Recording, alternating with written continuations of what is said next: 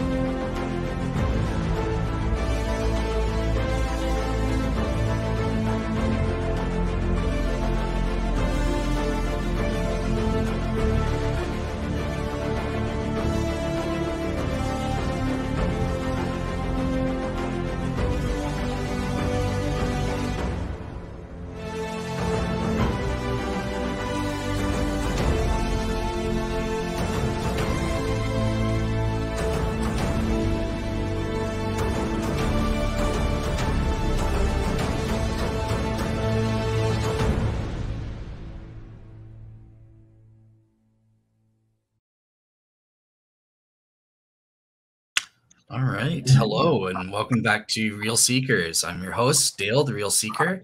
And today we have a very special event. We're continuing on with my Shroud Wars panel review shows. And I'm bringing back a couple of people who've been on before. So in the first place, we have Hugh Farey, who's the representing the Shroud Skeptics. Hey, Hugh. And how was your trip to Australia there? Oh, it was brilliant. Absolutely fantastic. And about as far removed from Shroud studies as it was possible to get, really. You need a break every so often, right? So, all right, cool. And also returning to the show, we have Dr. Mark Guscin, who's been on the show before and ready. How have you been there, Mark? Yeah, good. I'm fine. I've been... since the last year, I mean, big news is that I was robbed in Barcelona and lost my wallet and all the money and cards and ID and everything and had to replace it all. But apart from that, fine. Oh man, okay. Well, that's yeah, that's not good. But hopefully, we'll have a better time today. I know that you're a bit of a sparrer. You like to spar with Hugh Farey there, so we'll have a good time. All right. Well, we also have a couple of newbies to the Shroud Wars, people who've never been on joining us today. So, yeah, I'll start. Pam Moon, welcome to the show, Pam. Thank you so much. That was really kind of you to invite me. I'm sorry, I'm having a bit of technical difficulties trying to get a file to you, but so if I feel a bit distracted, that'll be why. But if I don't succeed, I'll just go without the file. So, thanks. Anyway, nice to be here. Awesome. Great to have you on board. And obviously also Jack Markwardt. Hey, Jack, how's it going? Oh, Dale, it's good to be here. Awesome. All right, cool. So obviously something that I always do before we get into today's topic, which is going to be looking at the evidence for the historicity of the Shroud, from the 2nd century or 1st century all the way up to 1204. As well as looking at that gap period between 1204 to 1350s when the Shroud showed up in Lirey France. But the first thing before we get into that, I want to turn it straight over to my two new guests just to kind of introduce the audience as to who you are and maybe a little bit about your faith journeys or how you got involved in the Shroud. So, Jack, I'll start with you. Do you want to just introduce the audience to who you are?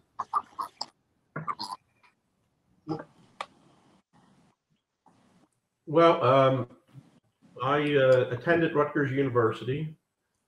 From there, I went to Albany Law School. I graduated with a Juris Doctor degree, cum laude.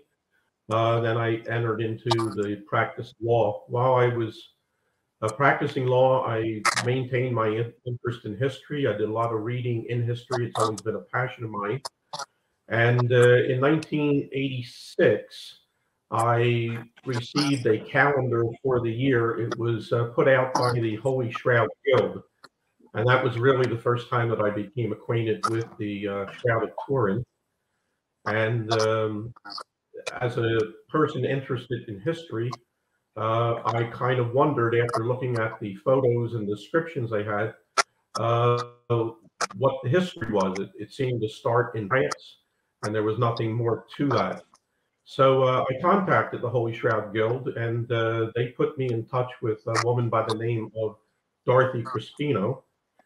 She was the editor and publisher of Shroud Spectrum International at that time.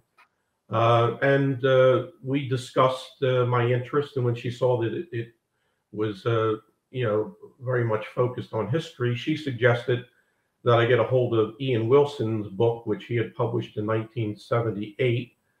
And I did, and I read it through, and I was particularly interested in the history sections that he had there. And I kind of came away with it with the idea that he had made a good case for identifying the shroud with the image of Edessa.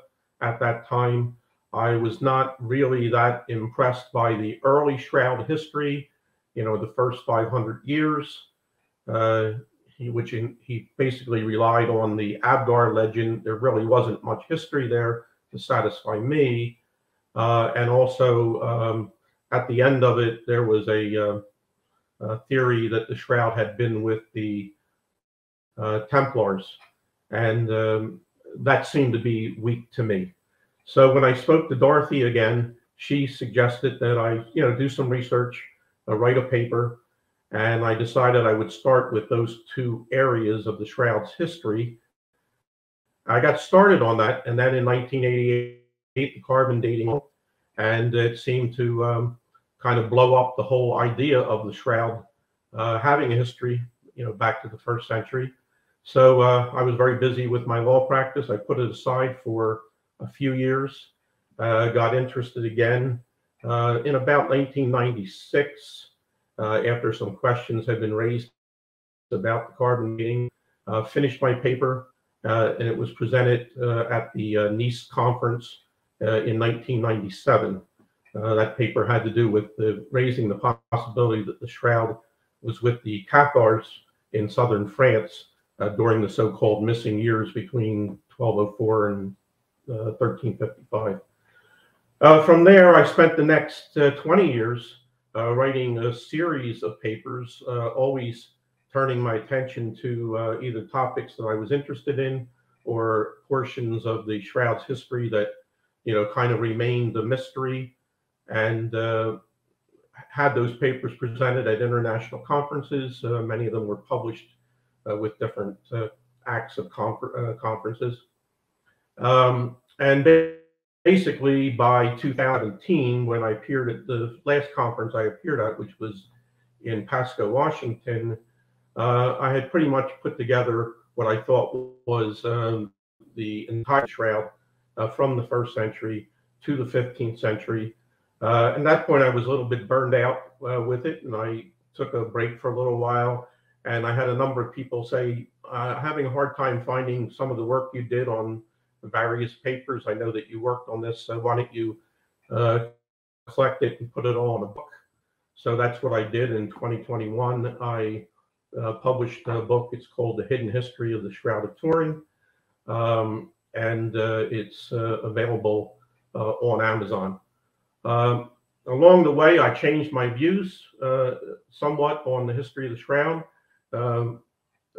A good part of it I can attribute really to Mark Guscin. I got his book in 2009, and it was just a wonderful book, but it did two things. It kind of made me refocus on the shroud's history and look at it in a different way. And the other thing was that it was written as an academic work, which means it was heavily footnoted with academic citations. And in my experience with the Shroud at that time, I was largely reading documents put out by people who were just syndenologists, and they were not academics. And truthfully, it kind of bothered me along the way that there was not enough academic research that was being introduced into Shroud studies. And I found a lot of these citations that Mark had to be interesting. I followed them up. I started getting into reading Byzantine journals and things like that. And it changed my idea of what probably happened with the Shroud over its history. So, I'm grateful to him. And I think it's one of the things that's lacking in Shroud history today, and that it's not enough academically oriented. There's too many people writing about the history who are not looking into the academic journals, and there seems to be an attitude that academics, are against the authenticity of the Shroud, so we don't want to read them. They're either obnoxious or they're crazy or something like that. But there is a ton of material in there that is helpful, even to those who would argue the authenticity of the Shroud. A lot of these academics are skeptics, and they don't realize that the information they're putting points to authenticity, but nevertheless, the information's there. So that's been my background with the Shroud, and I try to keep active with it.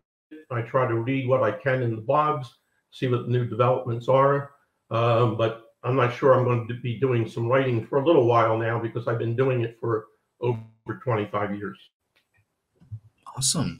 Well, great to have you on board as part of the Shroud Wars here. So, all right, cool. Well, with that said, I want to turn it straight over to my next new guest, Pam Moon, to just kind of introduce us as to who you are, give us a bit about your faith journey and how you got involved in the Shroud. And just so you know, there's a bit of feedback, so I muted everyone when Jack was speaking, so just unmute yourself when you want to speak there, Pam. All right, okay. So I'll oops. There you go. I've unmuted. Hear me? Yep, there you go. Okay, fantastic. Can you hear me? Okay, yep. I'll start with an academic background in the same way that Jack did. So I studied English and history at university, and then I trained as a nurse and did an MSc in health studies. And then after that, I went to Oxford. I was privileged to go to Oxford and do the ordination training there. So I've got this eclectic mix of history, English, science a little bit, and what interests me the most is theology now. So I found out about the Shroud because my mother saw it when she was a young woman in 1954, I think. Group Captain Leonard Cheshire, who'd been on the plane which had dropped a nuclear bomb on Nagasaki, he had a great devotion to the Shroud, and he took a copy of it around the country, and I think my mother saw it. And she was so overwhelmed by it. She sort of remembers walking up 3 steps and looking at it and saying, "What is that?" And it stayed with her all her life, and it brought her to faith. I became a Christian at 13 with the Arthur Blessitt crusade. He was going around the world with a cross. I think he went around the world twice. And then my mum got me the books by Ian Wilson that Jack mentioned, and also the film by David Rolfe, The Silent Witness. And I kind of started to learn a bit about the Shroud and absolutely loved what I saw. And then along came the carbon date. And I think when you know something about the Shroud, you're suspicious about the carbon date because it's such an extraordinary thing. Anyway, in 2002, I started doing talks on the Shroud. And in 2008, I thought I'd buy what my mum had seen that had so influenced her. And I wrote to Barry Schwartz, and he very kindly wrote straight back to me the same day. And I'd said, could I have a Shroud? And he said, yes, I could. And I could also have a full-sized replica of the Shroud. He'd got 4 at the time, and I managed to have one of them. And of course, it was too big to take to talks. It's 15 feet long. So I put together an exhibition, and we did it. My husband's an Anglican vicar. We did an exhibition in my husband's church. And there you get the little miracles of God. So the man who is currently the Cardinal of England, Archbishop Vincent Nichols, a very God-filled man, happened to have time on his hands. He happened to come to the exhibition, and he opened doors for us.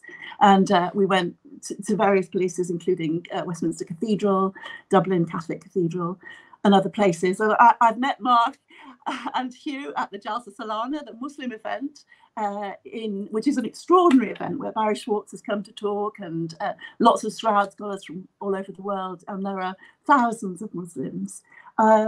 So it's been a really fascinating journey with the Shroud. I've learnt so much about it, and then started to do some research on things like the carbon date and some of the history surrounding the Shroud, particularly a manuscript called the Illustrated Chronicle of John Skylitzes.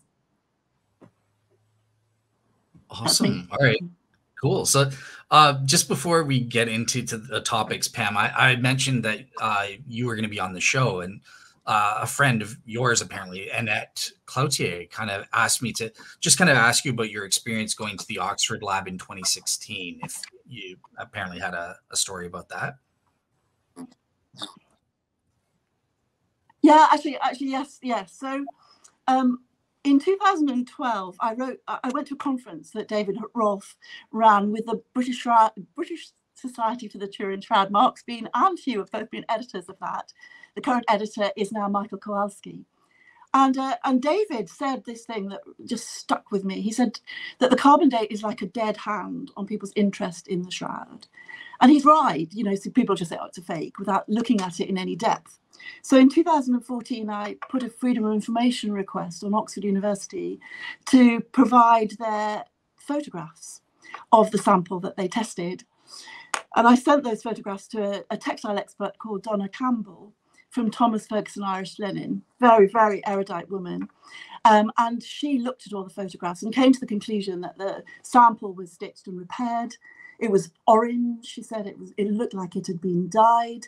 And certainly the close-up pictures which sadly Oxford misclassified at the time, but now recognise that it is the Shroud. The close-up shows evidence of black stitching, of what I believe is madder root dye and gum tragacanth. It's covered in bubbles of gum. And looking at it, if you compare it with, say, Mark Evans's pictures of the Shroud from the Stirp examination in 1978, they look completely different. So I think if that was the sample they tested, then it's meaningless, because they didn't understand what they were testing, the different contaminants that had been added. Gotcha. Awesome. All right, cool. Well, without any further ado, I do want to get into today's topics about, how do we know that the Shroud didn't just pop onto the scene in the 1350s? So first thing I want to do is let's start with the first topic, the missing years, or this gap period, where the Shroud could have been from 1204 to the 1350s when it shows up in Lirey, France.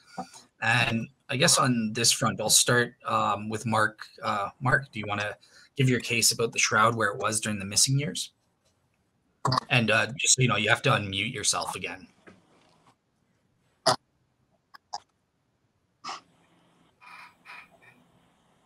Yeah, I can unmute you then. So there you go. Okay. Well,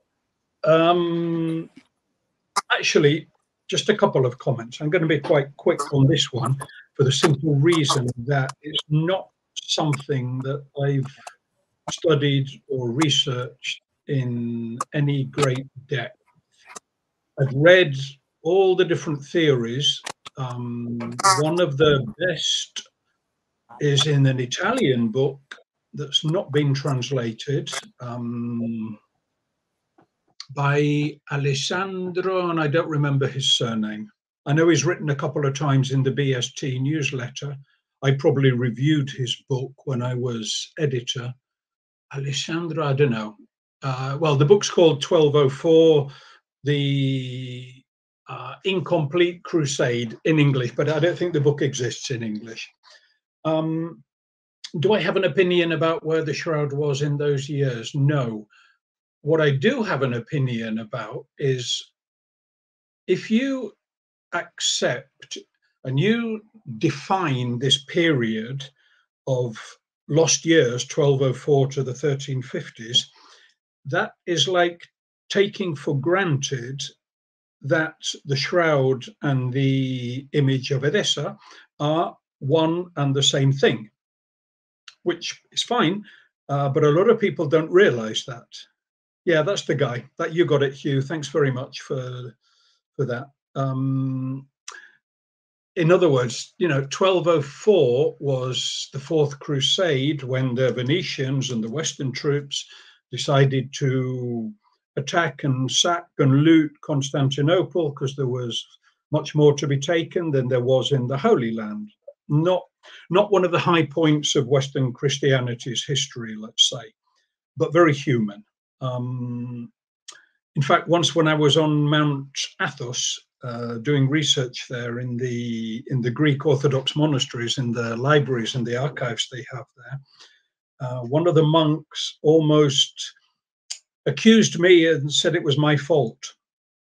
And I said, well, it was about 800 years ago. I wasn't there, and my parents weren't, and my grandparents weren't. And he said, yes, but all you Westerners were, which I found quite amusing. But all I'm saying is that if you do define this period as the lost period, you're taking a big step in saying that the shroud definitely existed before 1204, which, if you believe it did, that's fine. There are plenty of arguments in favor of it, but it's not something that has been historically proven, like saying, well, we know it existed from the 1350s on. It's not the same. There are plenty of signs that point towards it, but if I can separate sort of Mark the Shroudie and Mark the historian, I would have to say that defining that period, 1204 to the 1350s, is not good history, okay? Because it's taking for granted things that a lot of people don't agree with. And I think that if you're going to define that period as the lost period, you would need definitive proof of, and when I say definitive, I mean really definitive, that nobody could argue against, of the shroud being around before that. Now, there's plenty, as we'll see later on, plenty of sources that talk about the burial shroud of Christ existing before them.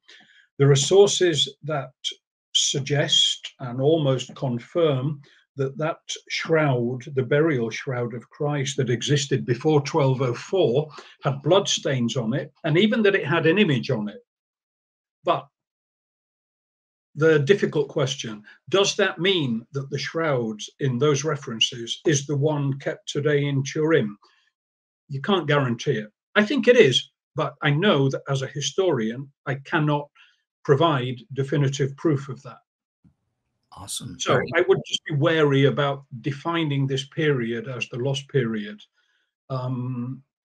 It's just as lost as anything before that. Gotcha. Perfect. Jack, I want to turn it to you, and hang on, I'll just unmute you. This was your idea to insert this section about this so-called gap period. So yeah, what's your take on where the shroud was during this time?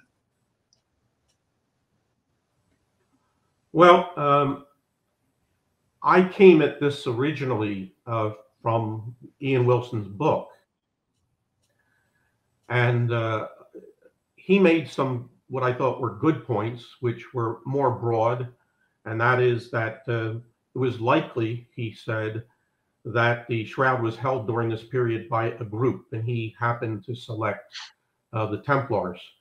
When I wrote my first paper, I kind of took that philosophy and looked for another group and hit upon the Cathars. But with the years that have gone by and I've looked at this, I always have come to the conclusion now that the approach has always been wrong. Wilson from the beginning, and a lot of people written on this, go to Constantinople when they try to say, well, who was in Constantinople and the shroud disappeared, who took the shroud? And you can find a number of theories in which people are attributed with taking the shroud at that time Mr. Piana, mentioned by Mark, he put out a couple papers in the area of 2008, 2010, in which he promoted this Athan Deloach theory that a knight in the crusade obtained the shroud in some way, took it to Athens, sent it from Athens back to France, and somehow it made its way through the inheritance process into the second wife of Geoffrey de Charnay, Jeanne de Vergy. There's a lot really that I think is wrong with that, and not the least of which is that the inheritance did not move through the women of the family at that time, the Ray family. It moved through the males at that time. So Jeanne de Vergy would not have been inheritor of the shroud. It would have been one of the succeeding dukes of Ray or lords of Ray.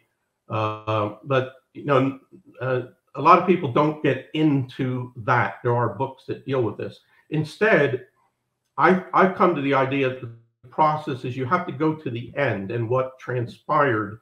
This got into the hands of Geoffrey de Charnay. And you really have to show then how Geoffrey obtained it. And then you have to consider the fact that when it was exhibited and when nothing was said about its past. You really have to look at why Geoffrey de Charnay did not talk about the past of the shroud and where he got it at that time. And so there is a theory that somewhat I think is correct, and that is the theory that it was put out by Dubarl in 1998. You see it being promoted, Mario Latendresse, quite often, and this is that the shroud was, you know, put in the reliquary for the Mendelian, on its way to Paris, and it was sitting in the Sainte-Chapelle for 100 years. And then for some reason, it's not really clearly defined, the king at that time, Philip VI, gave the cloth to Geoffrey de Charnay. Instead, I think there's something that a lot of people miss the years, or at least miss the significance of, and that is that Geoffrey de Charnay is the grandson of Jean de Joinville. Now, Jean de Joinville was the closest confidant to King Louis IX. And King Louis IX is the greatest collector of Byzantine relics that was ever known. And so it would make sense if some way King Louis obtained the shroud, as he did 42 other, I think it was 42 other, maybe even 26 other relics from his cousin, Baldwin, the Emperor of Constantinople. That would bring the shroud to Paris, and it would bring it into at least the presence of Jean de Joinville. And then it would only be a matter of why did the shroud then get to Geoffrey de Charnay? And the theory that I put in my book is that the shroud was not taken from Constantinople in 1204. There are actually literary works that support the idea that it was there in 1207, 1208. And I believe that what transpired is it stayed in the treasury of the Byzantine emperors, who were now French, for a period of years. It was part of the inventory of relics that Baldwin II had in the 1230s when he ran out of money to the empire, and he started selling them virtually to Louis IX. There is a historical incident, again, that has not been brought into shroud history that often, but it's a bona fide historical fact. And that is that Baldwin II, when he ran out of money in 1248, he could not go to Louis because Louis was out on crusade in Egypt at the time. And so this scheme that they had up till that time of pledging relics and Louis redeeming them, he could not do that with Louis away and spending his money on the crusade. So what Baldwin did is he borrowed all this money that he needed to stay in power, and he basically mortgaged his son. He had a only son, Philip was his name, and he allowed the Venetian lenders who were giving him the money to take Philip to Venice and keep him virtually imprisoned until Baldwin paid back this debt that he had. Baldwin never did, and Louis is out on crusade till something like 1254, 55. He comes home and he becomes interested in the welfare of Philip, and he gets involved in negotiations for Philip's release for over a period of several years. And suddenly, Philip is released, and when Philip is released, he becomes a ward of King Louis IX. Well, at that point, the debt would be something in the neighborhood of about $5 million. You know, it would take you know, someone with an awful lot of money to accomplish that. And apparently, the documents would indicate, and there are historians who feel that the person who really got Philip released was King Louis IX. And so what did he get? What was the quid pro quo for that? I believe it was the shroud. Baldwin was on the verge of being overthrown in Constantinople. He did get overthrown in 1261. And I believe that he, in return for Louis paying this king's ransom for his son, he turned the shroud over to King Louis. Now, again, the problem with that for Louis was that I think he handled that transaction virtually for himself. He was involved in it personally. He wrote a lot of the letters. And I don't think he considered the fact that the way that that was done constituted the sin of simony. You know, virtually paying consideration for a relic. He had done that before, essentially, but it was done very cleverly because Baldwin would borrow money. He would pledge these relics. He would default on the loan, but before the relics could be seized, he had what they call a right of redemption. And Louis would come in, and using the right of redemption, he would get the relic. So it looked like he was a rescuer. He didn't rescue a relic. I think you're kind of roboting out a bit. Just hang on. Are you still? Everyone else can hear me? I can hear you, Dale, but Jack was breaking. I'm not able towards there. Okay.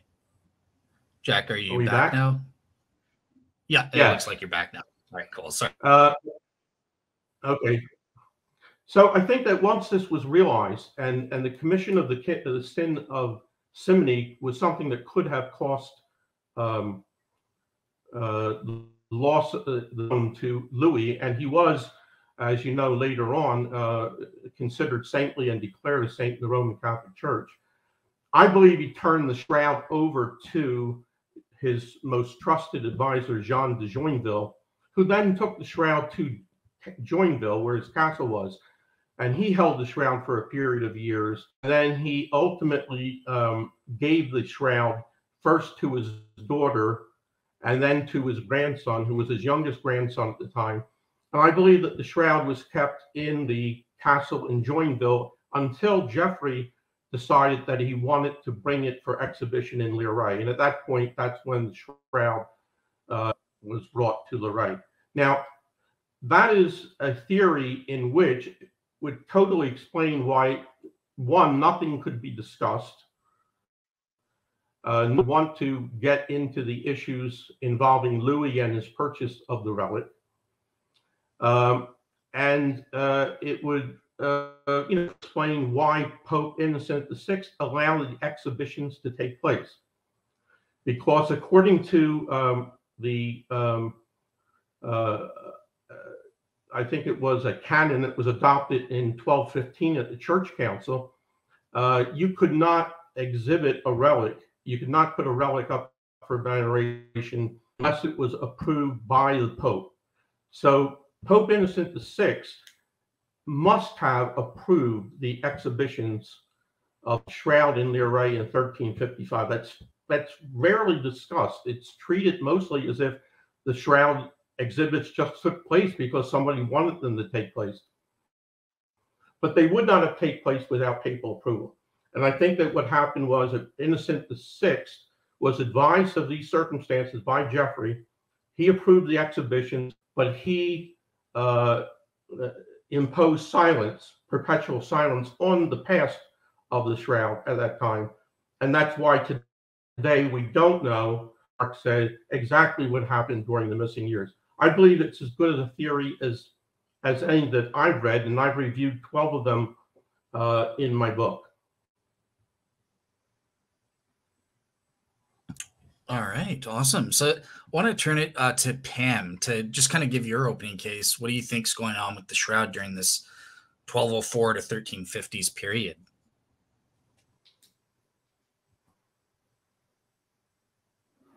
Not an area I've studied at any great length, so I wouldn't necessarily want to give an opinion on it especially, but there are a few things when I was thinking about it before. I think the historian Barbara Frail has been given access to the Vatican archives, where she's discovered documents which would suggest that the Knights Templar did have possession of the Shroud at certain points. Now, the historian, a friend of mine, Juliet Faith, has believed that because the Knights Templar were largely British and French and they were the Crusaders, she believes that, and I think Ian Wilson has argued from something called the Temple Combe Panel, that it may have come to England at some point.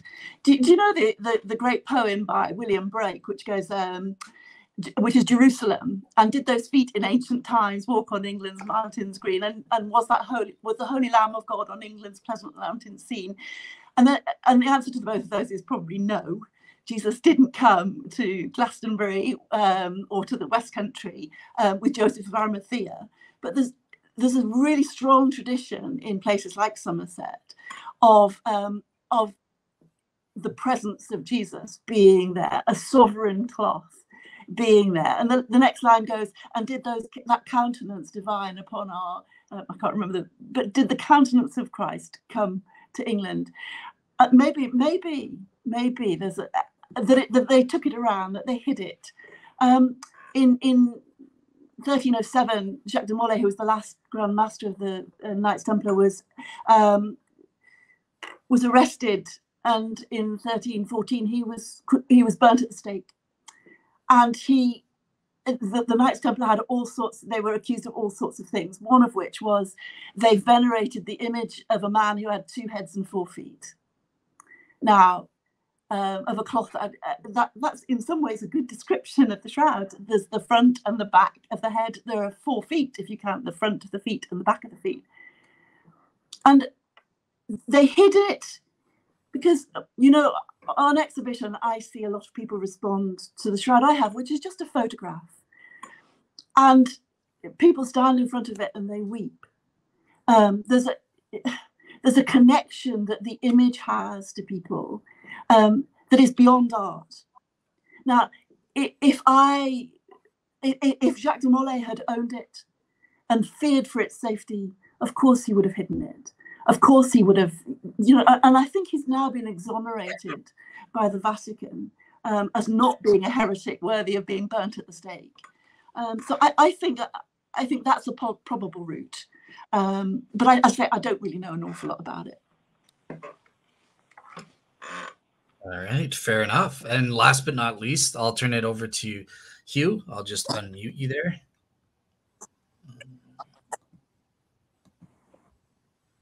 Oh, if you can unmute yourself, for some reason it's not. Yeah, here we go.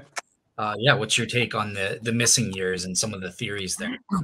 Well, of course, if you, I mean, as you can imagine, if you think the Shroud was made in about 1340, then, or it's very unlikely that it had any missing years. However, let's assume for a moment that that we're looking for some evidence.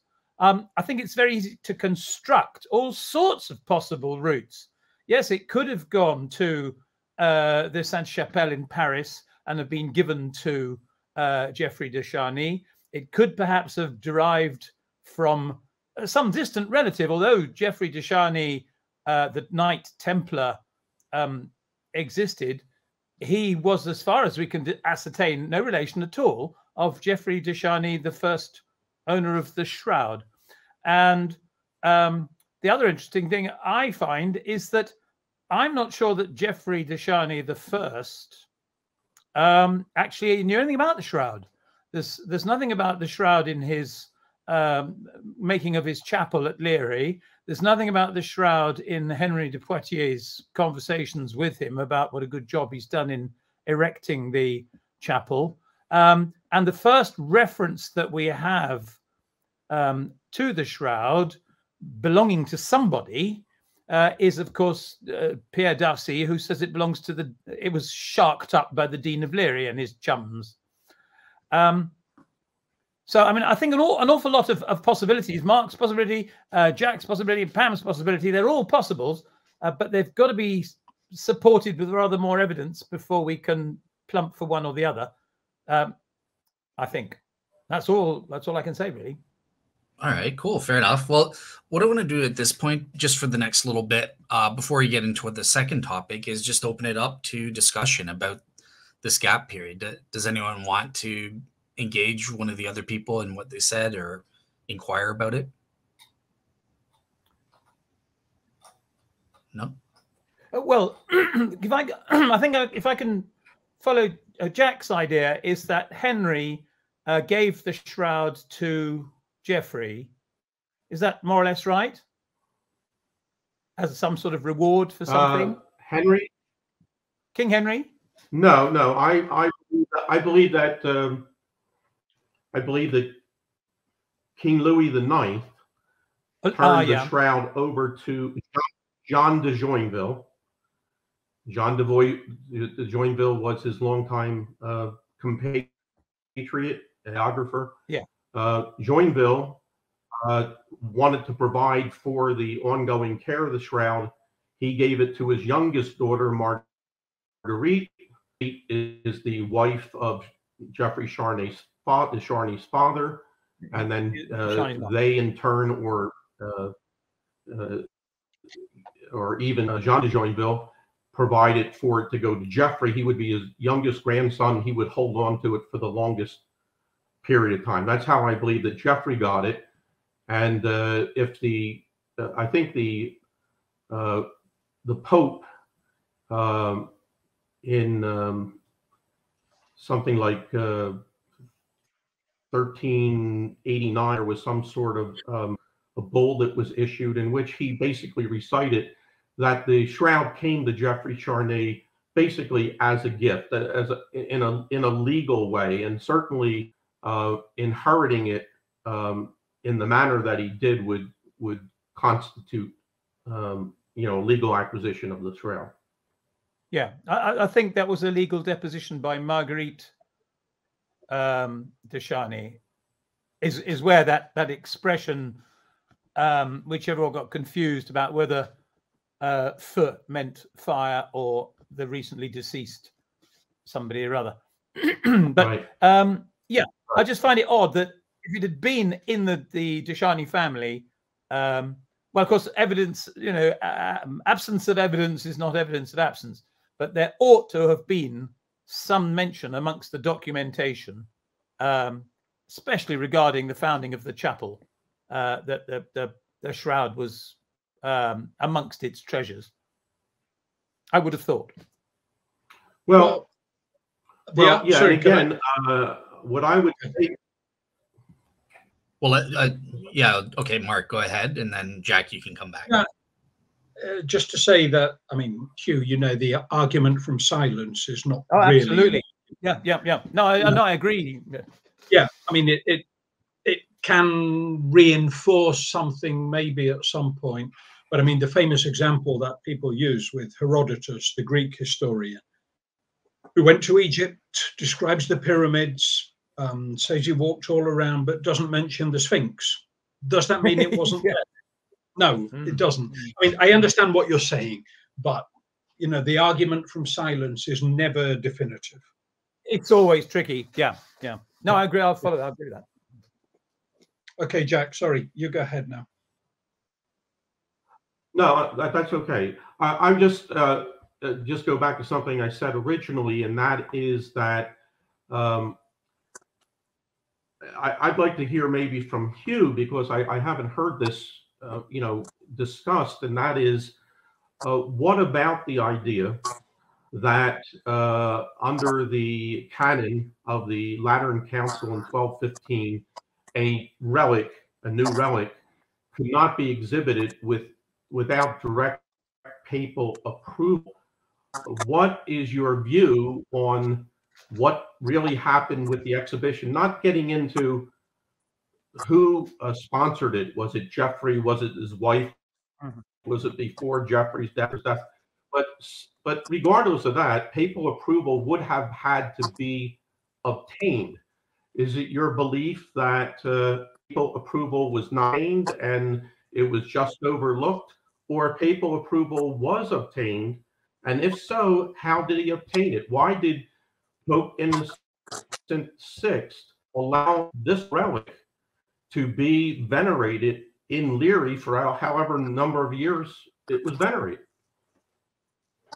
Well, we don't know how long it was venerated for as the shroud, but I think it's extraordinary that if indeed it was, if it was first exhibited, I believe it was first exhibited in probably in 1356, after Geoffrey de Charny had died.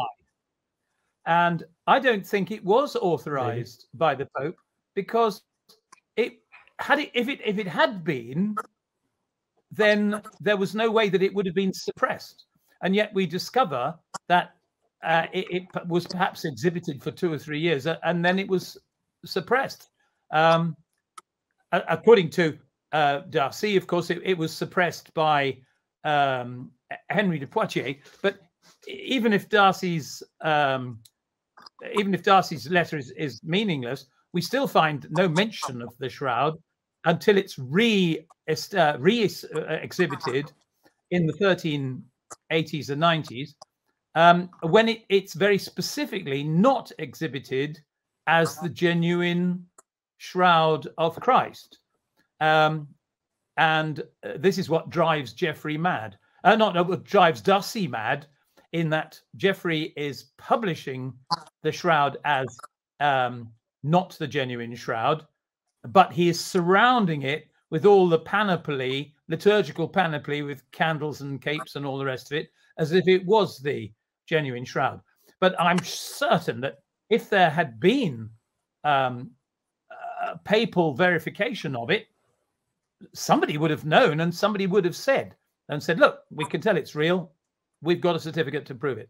But there's no, I mean, even if they'd lost the certificate, they'd have said that there was a certificate to prove it. But there's no mention of any authorization of it at all. So I suspect that the first time it was exhibited, and this is why I don't think it was Geoffrey de Charny, because I think he was a very honorable chap. The first time it was exhibited, it was immediately suppressed because there was no justification for it. And I mean, I dare say you haven't read any of my works on the subject, but yes, I mention Canon 82 many times. Yeah, it's Canon 62 from the Lateran Council. Canon 82 is... Oh, that... Yeah. So yeah, sorry, I was thinking of 82 of the Quinisex Council. No, wrong one. 62. That's the one that says that every relic must be verified by the Pope. I think Pam was trying to say something there. So yeah, go ahead. Well, if I can just say one. Oh, okay. I was going to just give an explanation of why it could have been hidden, why people were cautious about it. One of the reasons when I first started doing this, I can remember saying to a very eminent priest who came that one of the reasons I think it's genuine is because of the nakedness. We know from St. John that Jesus was naked on the cross, that they divided his clothes, his undergarments, and he was naked on the cross. this is the naked image of God incarnate. If you think through how the medieval mind thought about Jesus, and how they thought about the blood of Jesus, the precious blood of Jesus, you know, this is a bit of a mind-blowing thing for them to have. And I'm sure that they must have struggled to know quite what to do with it. We're very familiar with it now. And in some ways, as a society, we've lost the fear of God that they would have had in the Middle Ages. So I think that there are reasons why it was hidden. That's just my personal view. I would just add to all of that I think we have to be very, very careful when we talk about papal authorization, church regulations, church rules, going back in time, Jewish regulations, Jewish rules, because we all tend to forget the human side of it. I think I said on the previous episode I took part in, if every believing church-going Catholic obeyed every single church law, then most families would have anywhere between 12 and 15 children, but they don't. People pick and choose. There are humans involved in this. A rule made in the 12th century or whenever was not universally applied, especially to a small distant parish in France, if they even knew about it. We do tend to think that in the medieval and ancient world that communication was, okay, we all know it's not instant, it wasn't instant, that there was no internet, but it was so deficient that very often, you know, there were so many outlying churches that had no idea what the Pope had authorized or not, and nobody in the area around them knew what the Pope had authorized or not. So it's just, as a historian, we have to be so careful with our terminology and our assumptions of what life was like in those times. I mean, today, look at the differences that there are in every single church, low church, high church, medium church.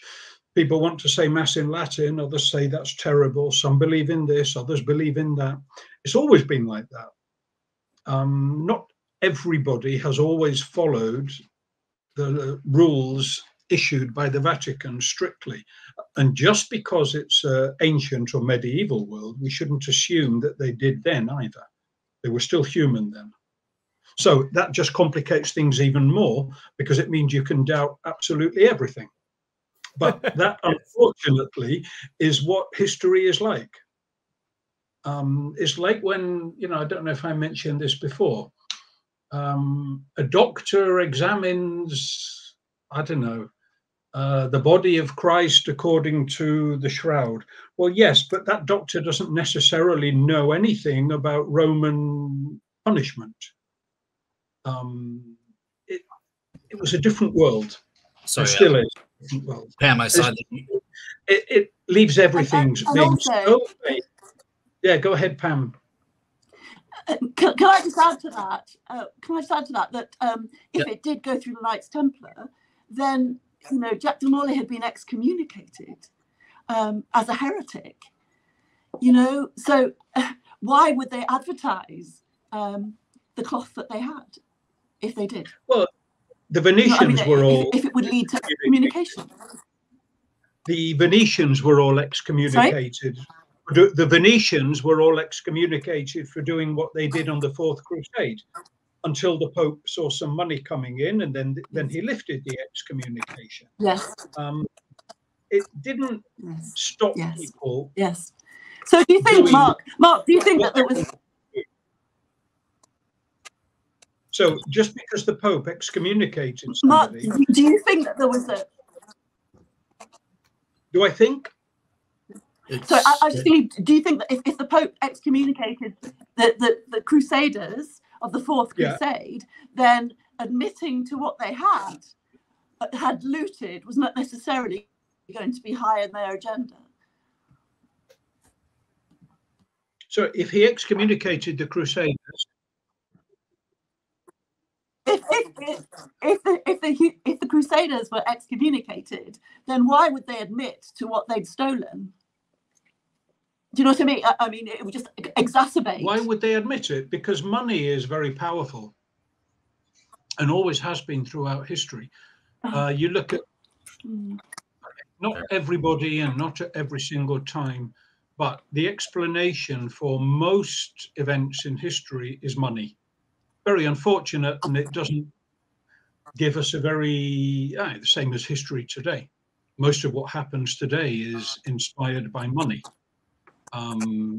Most wars are inspired by money. Most events in history, you know, all the Crusades, some people no doubt had very idealistic views about why they were going to fight.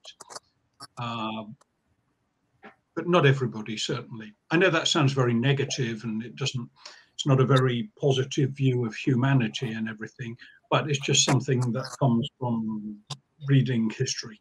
You do tend to end up with a negative view of human motivation, with some exceptions every now and then. All right, it's awesome. All right, cool. Is everyone happy to move on to the next topic, the next segment? Yep.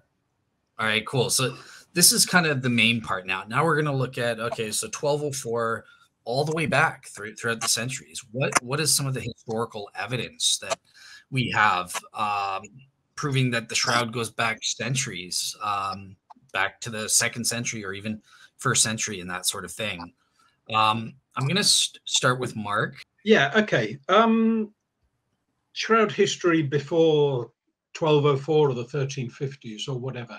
Again, lots of theories. The one thing that I object to in this is, it's not the case of Hugh, it's the case of certain other skeptics, let's say, who believe the shroud is medieval, fine, who do tend to give you the idea that there is no mention of the shroud before the 1350s, that history is silent about the shroud. And that's not true. Like I say, we have to differentiate these mentions that we cannot guarantee refer to the shroud that's kept today in Turin, but history is full of mentions of the burial shroud of Christ. Okay, that goes right back to 2nd century with the well-known Gospel of the Hebrews. The Gospel of the Hebrews, not one of the canonical Gospels. We don't have the full text of it, as with so many early Gospels that the church didn't accept, apart from the Gnostic Gospels, which were found. But there are many, many Gospels which we only know because of church fathers arguing against them and refuting them, okay, which is the case of the Gospel of Hebrews. Now, luckily, one of the references that we do have to the Gospel of the Hebrews, let me just get my paper to this right place because I've got it all out of order. Okay, Jerome, the guy who translated the Bible into Latin, says that the original of the Gospel of the Hebrews was written in Hebrew.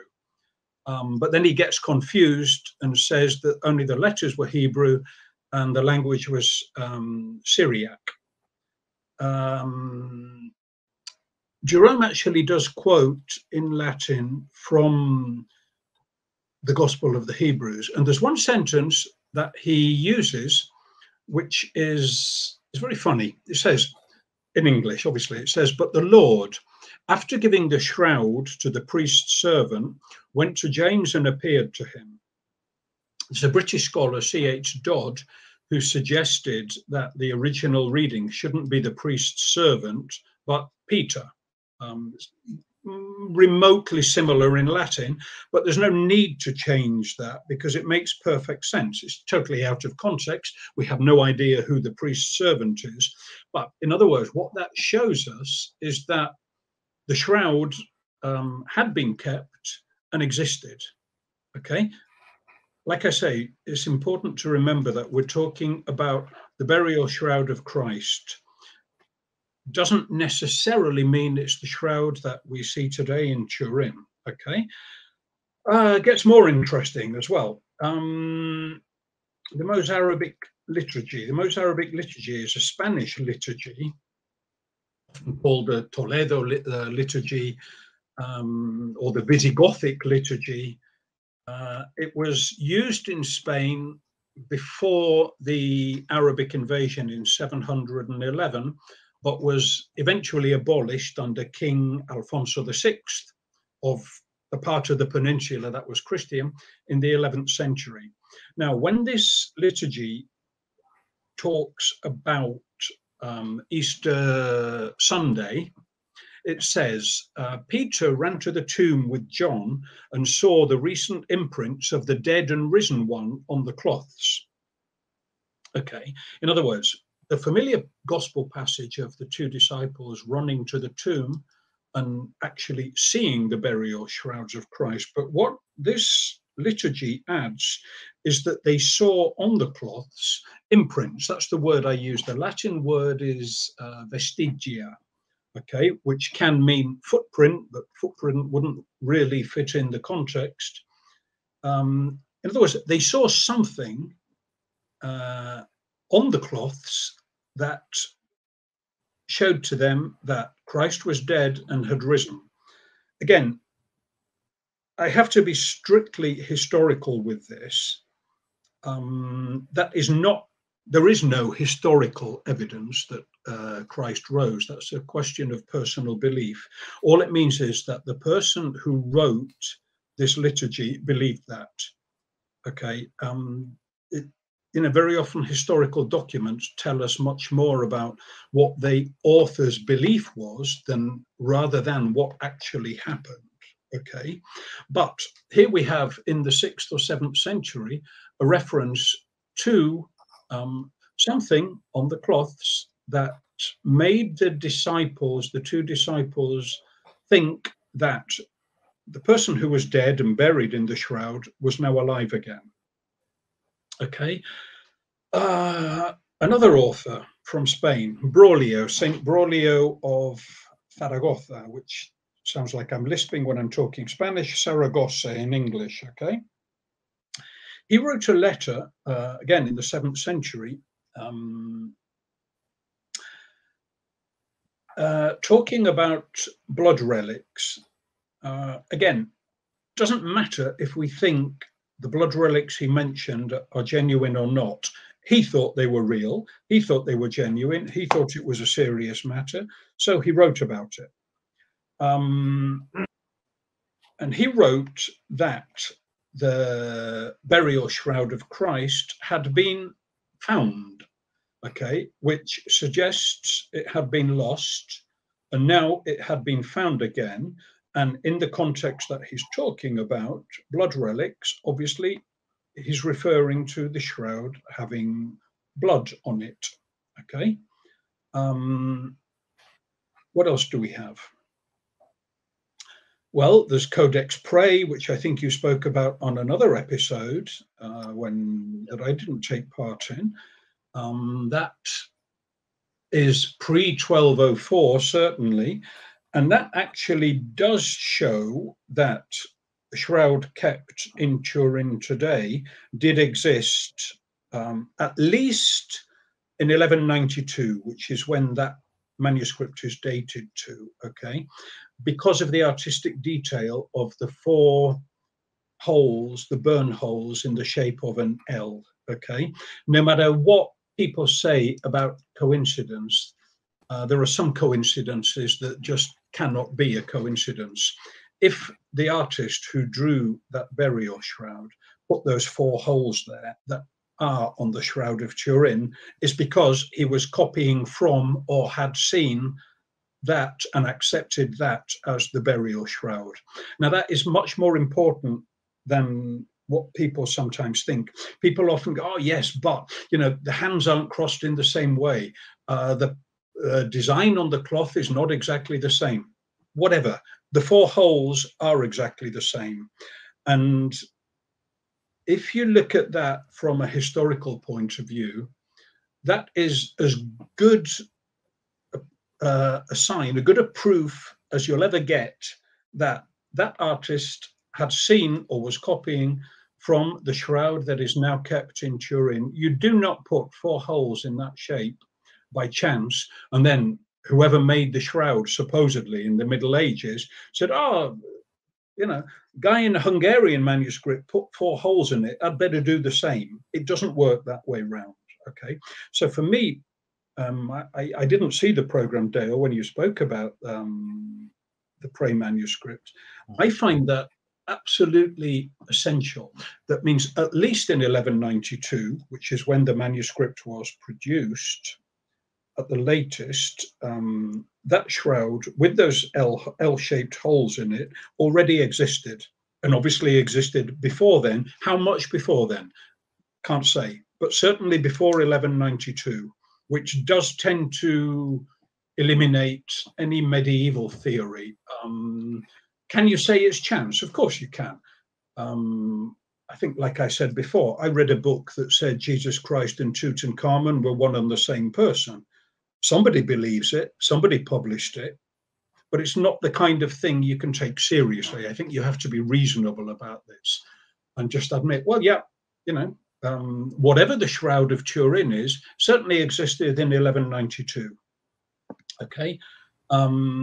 The other examples I've given certainly refer to the burial shroud of Christ, but there is nothing definitive to link them to the shroud, you know, the Gospel of the Hebrews, St. Braulio, the Mozarabic liturgy, the Toledo liturgy. You know, I apply my own historical criteria to myself. I cannot say that when whoever wrote the Gospel of the Hebrews in the 2nd century wrote that, he was referring to the same shroud that's now kept in Turin. You cannot say that. You can say it's likely, you can say it's probable, you can say I believe that, but you cannot definitively say, you know, that is one and the same thing. You can with Codex Prey, I think. Okay, that's basically what I would have to say. Always, there's plenty more details. I could talk about this from here till midnight, or as we'd say in England, till the cows come home. But I'm not going to, because there's 4 of us and everybody has to have a say. But they're the basic points that I would like to make. Okay. Awesome. Awesome. All right, cool. Well, thank you very much for that, Mark. Now I want to turn it over to Jack. What's your opening take on where the shroud was during these centuries prior to 1204? For some reason, Jack, you're frozen on the second meeting. So while you're straightening that up, I'll go to Pam. Pam, you can give your opening case. Okay, so let's start with the Gospels. Every Gospel, Matthew, Mark, and Luke mention that Jesus was buried in a shroud. And then John goes into a lot more detail. Excuse me. He talks about strips of linen. He talks about the cloth that was around Jesus' head. Now, saying that somebody, you'd never see an obituary in which someone writes they were buried in a coffin. It just doesn't happen. So that kind of detail, that Jesus was buried in a shroud, had some significance for the early disciples, I'm sure. And then John goes into a lot more detail. I've heard Mark speak very eloquently about the Sudarium of Oviedo, which is known to be the cloth that was around Jesus' head when he was on the cross and then taken down from the cross. It has a historical record that's unbroken going back to Jerusalem. And the shroud and the Sudarium match each other in terms of the blood patterning on them. So there's also, St. John talks about strips of linen. John Jackson has shown that there's a strip of linen that goes the length of the shroud, which was once attached to it and then detached at some point and then sewn back on. And a textile expert has suggested that stitching goes back to 1st century Judea. She's seen examples of that in some of the linen in Masada, the fortress that was destroyed by the Romans. So there's that sort of physical evidence that goes back to the Gospels. And then there's the hints of it. So you see St. Paul talking about, we see through a glass darkly, and then we will see face to face. He's talking about seeing the face of Christ and saying that it's like a glass darkly. Well, I think that's a good description of the shroud. There's another where I went to a conference where someone was talking about Galatians 1, where it talks about, you foolish Galatians, you have seen Christ crucified. Well, how had the Galatians seen Christ crucified? They wouldn't have done. They were pagans who'd become Christians, but it's possible they saw the shroud. So there's lots and lots of hints. St. Paul also talks about the glory of God seen in the face of Christ. But then I think I would agree with Ian Wilson that the shroud is the Holy Mandelion. It was hidden for many years. And I think there's also physical evidence on the shroud. So at the time I was looking at all the radiocarbon dating stuff, I was doing a lot of folding and unfolding of the shroud to try and work out its folding patterns. And one of the folding patterns is like a triangle that goes across the center of the chest and above the head. And you can see it going through the body. Now, it's water damage. That water damage is not from the fire, because if you look at the back of the legs of the man on the shroud, the missing triangles of the fire damage from 1532 don't match the triangular damage. It's at a different place. So I spent ages trying to work out exactly how it was folded, and basically to get this triangular mark on the front, you have to fold the cloth in half and in half again, and then you concertina it. I believe, anyway, that's what I try to do. And what's significant is that the water comes from the bottom, from up. So the cloth is vertical and the water comes from the bottom. With the radiocarbon date, the fire in 1532, the shroud is folded horizontally, as cloths were in the Middle Ages in Europe. And the water and the fire come from the top and burn through. So you've got a situation where this cloth was folded vertical. Now that's very consistent with the type of thing that you would see in the Middle East, where things are folded, put in clay jars. The city of Edessa is one where the river flooded regularly. It burst its banks at least 3 times before the 5th, 6th centuries. So whether a little bit of water soaked into the bottom of the container in which was held and created that image.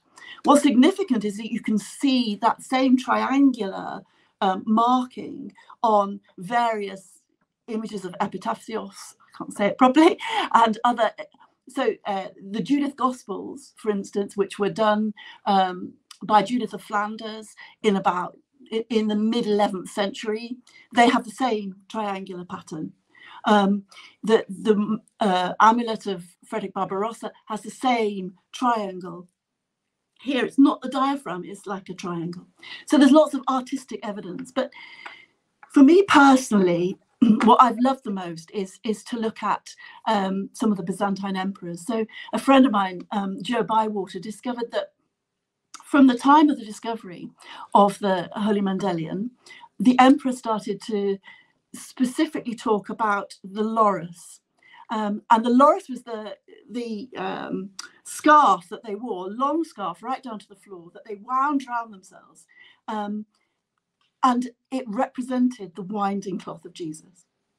Now, why would they talk about the winding cloth of Jesus and wear it around their necks as the symbol of their authority if they didn't have the winding cloth of Jesus? It doesn't make any sense. Now, in 944, after the Mandelion was brought to Constantinople, the great Emperor Constantine VII talks about the significance of the loris. He talks about going into the sanctuary in Hagia Sophia on Easter Sunday and wearing his loris. And the loris is representative of the laying out of Christ for burial, and it's gold, because the loris was gold to represent his resurrection. So they're talking about the winding cloth of Jesus. There's a great reliquary called the Limburg Staratiki, which was made by Constantine, and it references in it that one of the relics in it was the winding cloth of Jesus, the cloth in which Jesus was wrapped from the tomb. So I think there's lots of evidence. But can I just show you, just before I finish, Mark very interestingly talked about the Pray manuscript, and I've done a lot of research into, I don't know if you can see it here, this image here. It's in a wonderful manuscript called, oops, I've got things coming up on my thing, called the Madrid Skylitzes. It's the only surviving illuminated manuscript of a history from Constantinople between 811 and 1055, around the time the Holy Mandelion arrived in Constantinople. And it shows the arrival of the Holy Mandelion. There's a beautiful illumination that describes that. But it also talks about a particular event in 1036 where there'd been a famine, people were starving, and they had a procession in which the Holy Shroud was carried through the streets of Constantinople. Okay, and it went from the palace where Mark has described that it was kept in a golden casket to the Church of St. Mary Blanchenoy, where the Crusaders reported seeing it from the head down to below the hands. And this image that I've just shown you has been misclassified in the text, in my opinion. So it is, in the text, it says that it is the beheading of Leo V in 820. But that's not possible, because the army is the Varangian Guard, and that's uncontroversial. The army is the Varangian Guard. You can tell that by the axes that they're carrying. And they're protecting along something that looks like a cloth, that's a golden loris with a three-dimensional head, just like the image of the, oh, Mark has got the book by the look of it. That Have you? is, wait, I'll have to take the background. Because of the, it's a total, complete facsimile of Yes. these manuscripts. Okay. Yes. Yes. Madrid. Brilliant. The Madrid, and it has Very such big, so for very heavy. yes. So for instance, Mark, there's an illustration of, in 1034, they took the Holy Mandelion. Before, it was only ever seen by the emperors. It was taken in diplomacy to try and get a very powerful eunuch to support the very unpopular Michael IV. So, and you can see the golden casket in the manuscript. You'll see it. Have you got it? Yeah, that's a full facsimile of the whole thing. Right. Okay. So what I was trying to argue is that Mark argues very convincingly for the Prey manuscript. So we're looking at the incense damage to the shroud happening before 1193 in the Prey manuscript. 1193-95. Okay, now this is an event in 1036. If as the text says, it's the shroud, and as the illumination shows, it is the Varangian Guard. So the Varangian Guard was sent to Constantinople in 988 AD by St. Vladimir the Great, Saint of Russia and Ukraine, Prince of Kiev and Novgorod, and he had an alliance with Basil II when he married Basil's sister Anna. And so this army didn't arrive until 988. And here they are doing something. And it's inexplicable that they're doing anything, to my opinion, other than protecting the Shroud of Turin as it was, the Shroud of Christ as it was carried from the palace to St. Mary Blanchenoy. So I was just trying to put in a bit of history, which I mean, I can't prove it, but which fits with what Mark was saying about, because if you fold the shroud into four to get the incense damage that is on the shroud, you end up with a image that is the same size as this thing that the cloth with a three-dimensional head that the Varangian Guard are protecting. Awesome. All right. Thank you so much for that, Pam. Hugh, let me turn it to you to give your sort of take on the Shroud's alleged history from the before 1204. I was working this morning using Jack's book, actually, because he's got a lot of possible documented references, which I'm about to, this one here, which of course we've all got. Mine's on Kindle.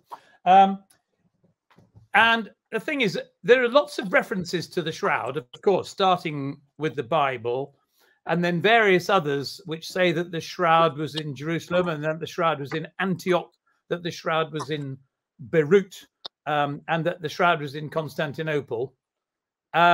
So that there are possibilities, but of course we don't know that that shroud was the same as the relic we now have as the Shroud of Turin. We also have a lot of pictures of Jesus not made by human hands. We've got the Mandilion of Edessa.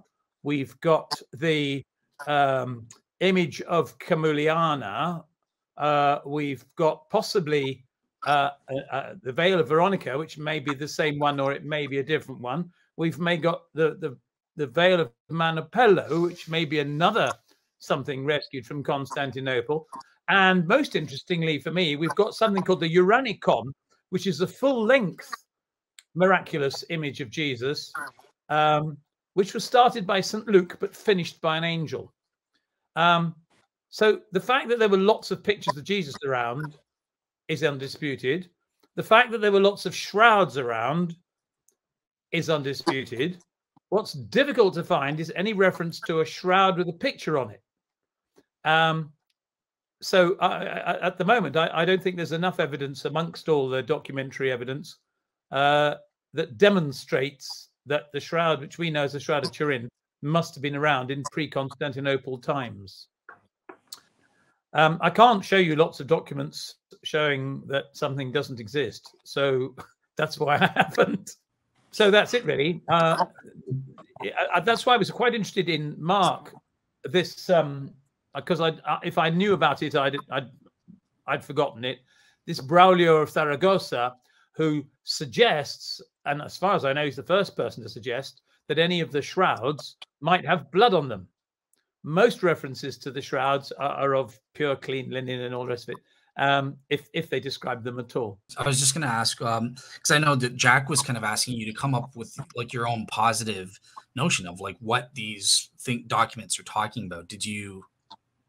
Yeah, well, did you do that's quite interesting because we don't know of all the possible images of Jesus that there might have been. We do know. I mean, I know there's quite a strong feeling amongst a faction of the authenticist clique, brigade, tribe, group, who think that the image of Edessa was the shroud. I think there's also quite a strong feeling that there isn't, and certainly I don't think there's any art historical suggestion amongst Byzantine scholars that they could have been. And of course there are, and I think I tabulate about 6 of them in my own paper, of people who went to Byzantium and saw the Mandilion and the shroud in different places. The shroud is always called the shroud, or Sindon, or Sanctuarium, or Sudarium, or something like that. And the Mandilion, funnily enough, is nearly always called the towel, the toellum, or something like that. There we go. So I think those two are quite different things. But Jack came up with a sort of plausible idea that the shroud had gone from Jerusalem to Antioch and was possibly the same as the Shroud of Beirut. And also there's lots of weird history around that. But there's just no suggestion, insufficient evidence to my mind, that a figure of Jesus painted on a board is the same as the Shroud of Turin. Fair enough. I think the Uranicon in the Lateran chapel is painted on a board. That might be that they were thinking of that. All right, fair enough. So yeah, I am taking a look. Jack is still here. He's on the first meeting, so I can see him there. He's almost at 98%. So I'm just trying to get him at 100%, and then he can leave the first meeting, and hopefully he'll show up. Yeah. On the second. Right. Well, some of us are in both of them, aren't we? Yeah, Hugh, you need to keep staying because you're only at 88%. Yeah, but no. while we're waiting for Jack to like complete his upload, why don't you and Pam do you guys want to discuss with each other have sort of a dialogue? Yeah, I mean, so for instance, when the arrival of the Holy Mandelion in Constantinople in 944 is a big event. It's got an image of it in the Madrid Scalices. We know that Romanos I sent a big army to Edessa to get the image, so it was a very significant image. We also know that it was the main image where that sort of like brought to an end the period of iconoclasm, because envoys were sent to St. John Damascene went to Edessa and looked at it at the time when they were trying to destroy all images. And he said that in the same way that that nature brings us to acknowledge to a love of God, so the image brings us to a love of Christ. So after the Holy Mandelion arrived in 944, Constantine, in the next, he only lived till 959, he wrote his Book of Ceremonies. He doesn't mention the word Mandelion at all. He does talk about the laying off, the Laurus. He talks about the laying out of Christ. He writes in a letter to his troops that he has blessed them with water that has been touched against the Sindon of Christ. So we go from a point at which the Holy Mandelion is the most important cloth in Christendom to the point where it's not mentioned at all in his work, but the Sindon is. So it's as if, to me, that seems a natural understanding that they stopped seeing it just as the face cloth and realised that it is the cloth that covered Jesus. Yeah, well, that makes sense. Except, of course, that you've got all these pilgrims who saw something called the toelam, or towel, which is usually regarded by scholars as the Abgar towel. In other words, the image of Edessa. That was folded. Yeah. Yeah, and they also saw the shroud somewhere else. And a lot of them describe that, including that wonderful Icelandic chap and all the rest of them. So, you know, if they're described, it's conceivable. I mean, I think the folding patterns on the shroud would, the raking-like folding patterns on the shroud would definitely suggest that it was once folded into the state, so you could just see it as the face like this, and also that you could see it from the head down to below the hands, like on, you know, on the Man of Sorrows images that arrive after the middle of the 10th century. Well, that's possible, but then, of course, those creases could have occurred at any time. Yes. For example, I mean, we know we have no particular evidence as to, or no specific evidence as to how the shroud was folded at any time, except for the poker hole coincidence. When we folded in 4, we know exactly where those creases must have been. Yes. And of course, we know exactly where the creases must have been for the folding up for the shroud while it was in Chambéry for the 1532 fire. Yeah, and we know exactly how it was folded. We know exactly how it was folded for those creases. Those creases aren't at all visible.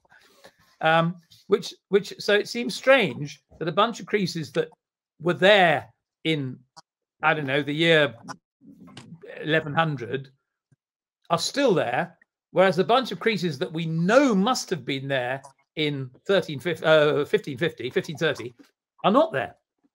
So I'm not a great believer. I don't know that they're not there. I just think that there's not been raking light on the length rather than the width. Yeah, but you've still, I mean, if the thing was zigzagged up, you'd have seen all those creases on the width as well. Awesome. And we don't. So sorry to, Pam, I'll let you get the last word, but it looks like Jack is in the second meeting, so I want to make sure he gets his opening case. So yeah, Pam, give your final thought on that, and then I want to turn it to Jack. Yeah, I mean, I think that there's lots of things. So for me, one of the interesting things is that there's an image called the Lirey Shroud, which shows what the shroud looked like before it was burnt in the fire. I believe it was done by Lucas Cranach the Elder, one of the great artists.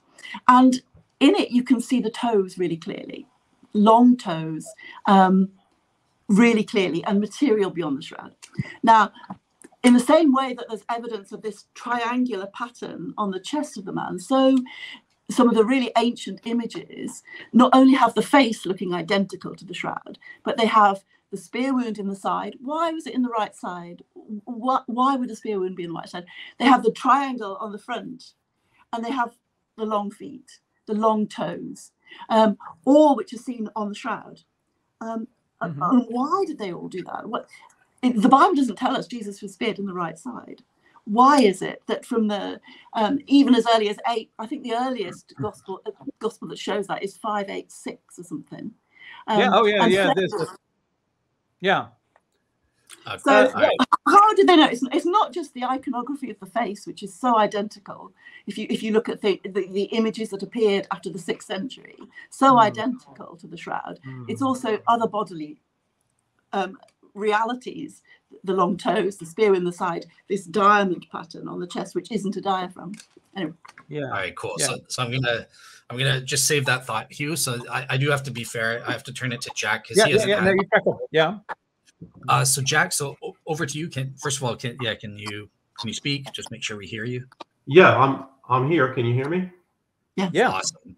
Perfect. Okay. All right, cool. So now, Jack, give your opening case. I know that you had images you wanted me to share. Obviously, do you want me to share right away, or you like? No, because I think the way that this has been going, the direction where it's going, a lot of the discussion is really on topics that I didn't send you images for, and I think if something should come up, I'll just name the image for you. Then maybe you could put that on. Sounds good. Yeah, to take it away. Okay. I just think one point that I would like to make is that a lot of people, when they look at what I call the ancient history of the shroud, in its first 500 years or so, if you take the skeptical position on this, basically there is no shroud. It's medieval, so there's not really nothing to talk about when it comes down to it. If you take the position that where you stay with Wilson, there's not much for you to talk about. I mean, you go to the Abgar legend. You have to go to the Abgar legend of the 10th century to even get this, because it wasn't in the legend before that. But the shroud in the form of a folded mandilion is taken to Edessa, and it's put in a wall in 57 AD, and you don't see it again until it pops out of the wall during a flood, in around 525. None of those events are dealt with historically. I mean, there is a flood, but there's no report of anything being discovered or found, and there's no historical support for the shroud having gone to Edessa in the 1st century. There's no Christianity in Edessa until probably early in the 2nd century. Adai is really a real life figure from the early 2nd century. So, there's been this kind of dearth of attention to the shroud's ancient history. And then the other thing that over the years that I've come to learn about it is that there's a church tradition. It's called the discipline of the secret. It's alive. It's real. It's a truism that was actually agreed to by Protestant and Catholic debaters from the Reformation. They identified it. They gave it the name, the discipline of the secret, and it's the subject of academic discussion today. So it's not something that I'm making up because it helps make whatever case I want to make with the shroud. And what transpired was that when the Church of Jerusalem was persecuted and Jesus' disciples scattered, the apostles and the Church of Jerusalem adopted this custom. And the custom was, we're not going to talk about faith secrets directly. We have to talk about them via allusion. And they gave names to different things. The faith was known at the time as the way, and baptism was called the seal, and there were names given for the different sacraments and that sort of thing. And you can even see it in the writings of Paul in a letter to the Corinthians. He's talking about the meat of the faith versus the milk of the faith. And he is calling catechumens the uninitiated and dull of hearing. So it's very clear that there was this custom known as the discipline of the secret, and it continued right on through to late in the 5th century. because even after Constantine and the Edict of Milan, there was a fear on the part of the church that they were going to return to persecutions. By the way, it's an outgrowth, really, of Jesus telling the apostles that you don't, don't throw your pearls to swine, and the secrets I've given to you, but I have not given to them. Well, anyway, if you've got that as a context, then you look at these ancient writings and say, where might there be reference to the shroud during this period of time? It's not going to be called the shroud. It's not going to give Hugh what he wants. There's not going to be, someone's not going to come out and say there's a cloth with an image of Jesus on it. Because if you say that, when the shroud is in Jewish territory, they're going to seize it and they're going to destroy it because they're iconoclasts, and because the shroud is bloody and it violates Jewish ritual. If you do it during Roman times, the Romans were known in their persecutions to also seize property. This was a hallmark of the Diocletian persecutions from about 303 to 313. So if you know that, then you need to look, when you look at things that occurred during that era, you can say, is this an application of the discipline of the secret?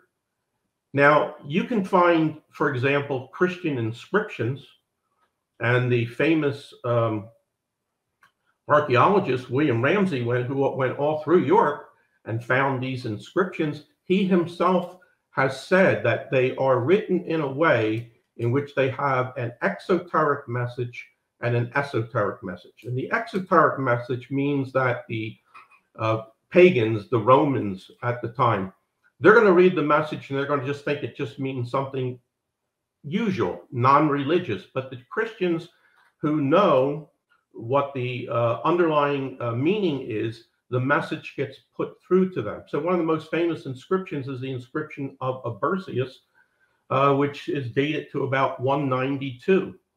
And there isn't a scholar who does not believe that that is an inscription that was done according to the discipline of secret. So with that in mind, I've looked at the writings during that period of time, certain writings that are there. And before I get to the more controversial one, which I know, Hugh has spoken to, I just go to the legend, the Abgar legend, which is what the Mendelian theory has been drawn on. There are two texts of this, essentially, in the early times. One is in Eusebius's Gospel. The other is in the Doctrine of Addai, and both of those authors say that they received this information directly from the royal archives of Edessa. Now, Edessa was not a kingdom after the year 242. It was taken over by the Romans at the time. So if these authors are telling the truth, and there's no reason to doubt them, then you've got texts that precede 242, and those texts are written in accordance with the discipline of the secret. So when you see that, for example, we'll go to the one that's more direct on it, on the Doctrine of Addai, you have this story of an image of Jesus being painted in choice colors.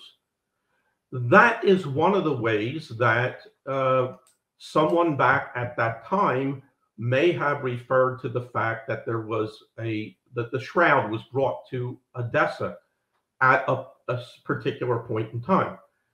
Now, if you go to these two works, this again is not Jack Markwardt making up something that assists in some kind of version of the shroud history. You've got academics who are writing academic papers with no relationship whatsoever to the Turin shroud, and they are saying that these writings are allegories. They don't refer to, in actuality, King Abgar V and the 1st century. They refer to King Abgar VIII at the end of the 2nd century, when historically it's been certified historically that missionaries did go to Edessa, and that's when the Edessan church began. So you can find a series of references, which is kind of what I had sent over to you, Dale, but you'd have to kind of go through them one by one, in which there are allusions to objects that make perfect sense when they're considered in terms of the discipline of the secret being applied at that time. Now, the one that has come up recently, which I know has gotten a lot of interest, I know that Hugh has spoken about it, is the letter of Paul to the Galatians, chapter 3, verse 1. Now, this is kind of a curious thing. It's curious to me in the first instance because if you look at it, and maybe you could put this on the screen if you would, Dale. It's RSM 1. You've got, I think I put that in there as a number of 3 different translations of it. See if you can get that.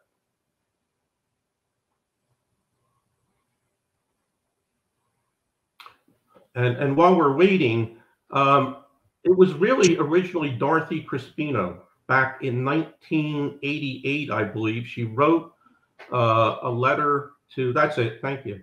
Okay. She wrote a letter to Rex Morgan, who was putting out the Shroud News from Australia at that time, in which she brought up the question of whether this verse could be a reference to the Turin Shroud.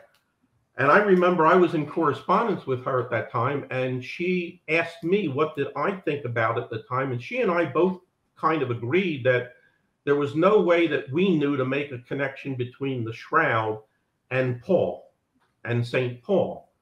And when you read this and you read John Calvin, who did the first exegesis on this back in the 16th century, for a long time, people believed that this is Paul writing to the Galatians saying, what are you doing? There was an apostolic gospel preached to you. And in addition to the apostolic gospel, before your very eyes, I'll read from Calvin at this time. Who has bewitched you that ye should not obey the truth, before whose eyes Christ has been evidently set forth, crucified among you? And so, Catholics are not very much into scripture and doing exegeses of scripture, etc. And basically, a lot of the Protestant exegeses from the 16th century on carried through on this translation, although they criticize Calvin in terms of the way he set it up. What I have in red here, that you should not obey the truth, that's not even in the quote. That's Calvin kind of explaining his definition of what bewitched means. And then Calvin put, before whose eyes Jesus Christ hath evidently been set forth, crucified amongst you. Well, Jesus was never crucified amongst the Galatians. And so subsequent exegesis have kind of turned it around to at least say, before whom the crucified Jesus Christ has been set forth. So that kind of carried the day for many years, and to St. Paul having the it's kind of been put aside. And but in 2014, a fellow by the name of Frederick Baltz, and I think that this was at the St. Louis conference, and I think, Pam, you were at that conference. I remember talking to you there. He came forward with the idea that this is or could be a reference to the shroud. But he didn't connect it to St. Paul. It was because I couldn't connect it to St. Paul that I didn't write about it. But he couldn't connect it to St. Paul, and he just kind of left it hanging out there. And he had this vague suggestion that maybe some Galatians had gone out to Antioch, and Peter had the shroud in Antioch, and so maybe some of them saw the shroud and then went back and told the other people in the tribe about it. It was very kind of loose and not convincing at that time.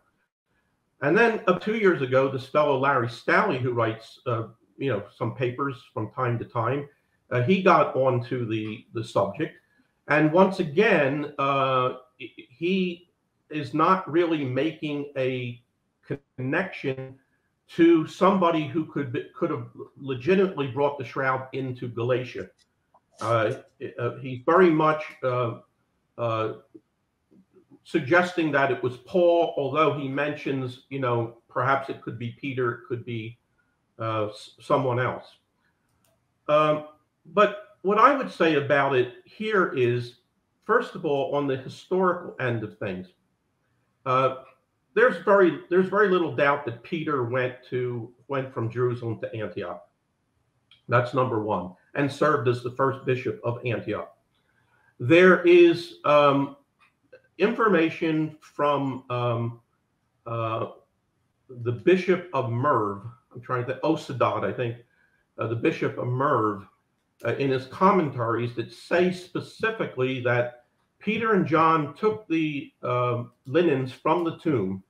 They returned most of them to Joseph of Arimathea, and then Peter kept the shroud with him, and he would use it as he would go around and do his work, and he would arrange it on his head. This is what seems to have been the Eastern tradition.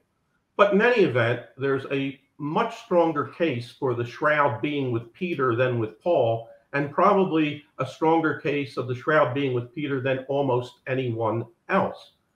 Well, again, in terms of what I think has been missed historically up to this point, is we do know that Peter preached in Galatia. There is a work, if I can find a reference to it, there is a work that says that Peter preached in Galatia. And then in the first letter of Peter, he addresses it to certain peoples that he apparently had done missionary work among, and amongst them are the Galatians. So if you take a look at this verse, Peter is not speaking in the active voice, he's speaking in the passive voice. He is not saying, I showed you this image of Jesus. Paul is saying that, it's not saying that I showed you this image of Jesus, he's saying it was shown to you. And so I think there's enough historical evidence to make this a credible reference to the shroud, because the reference is to Peter and not to Paul. Now, I don't see it on the screen. Are the translations still up there? Dale? Oops, let me bring it up again. Yep, hang on 1 second.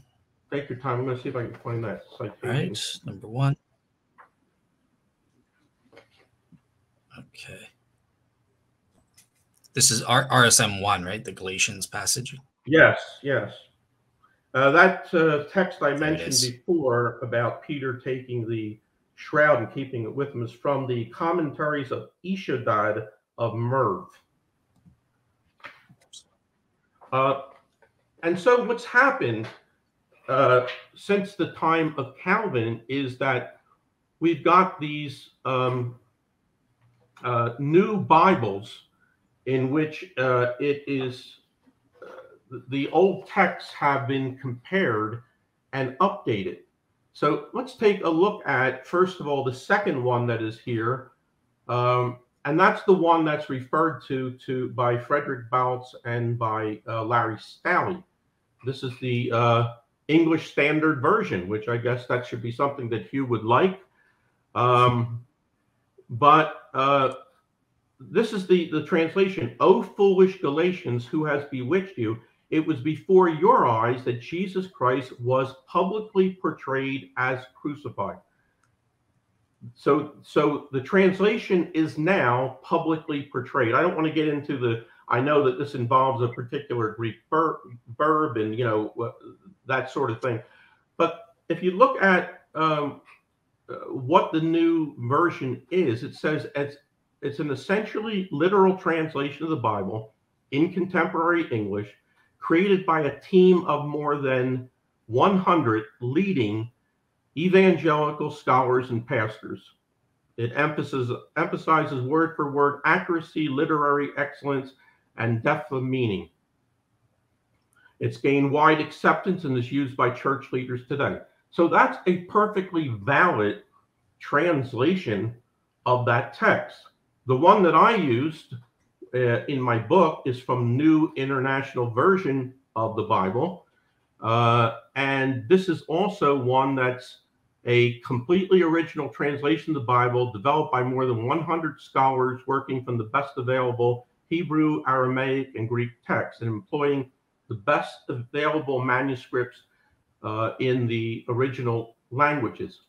And this translation is, "You foolish Galatians, who has bewitched you? Before your very eyes, Jesus Christ was clearly portrayed as crucified." So in both of these modern texts, they are talking about a portrayal of Jesus, a clear portrayal of Jesus. And that is what Paul intended.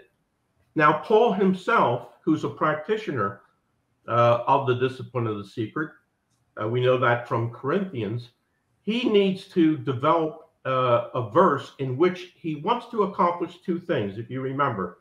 It has to have an esoteric meaning. So the pagans and the Romans who might get a hold of the letter, who might end up reading it, they could read it the way that John Calvin read it and say, you know what he's talking about here? Paul was such an excellent preacher of the gospel. His message was so powerful that the Galatians, when they heard him talking about Jesus being crucified, they were able to imagine this in their minds. They were able to get a vision of Jesus crucified. It's not necessarily a reference to something that is real or artistic.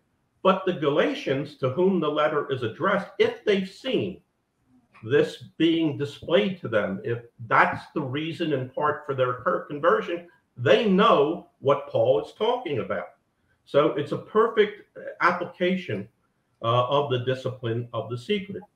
Now, I know that one of the objections to this has been, and I think Hugh has,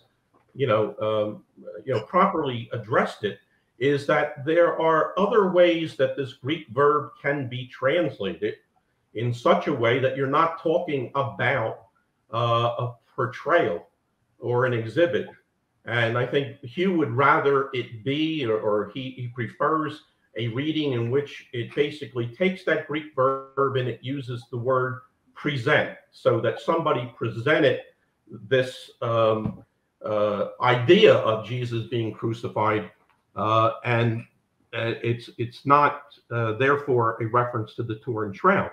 But I think what he may miss, or maybe it's more important to me, is that in every one of these translations, it says that it was before your eyes that Jesus was portrayed. Before your very eyes, Jesus was portrayed. So this is something that for the Galatians was optical. It wasn't audio, and it certainly was that they didn't present it to their ears and then they imagined it in their eyes. And, as much as I could respect what the methodology that Hugh used, in which he went back and looked at other uses of this word in Scripture. I think he had two uses that were made by Paul.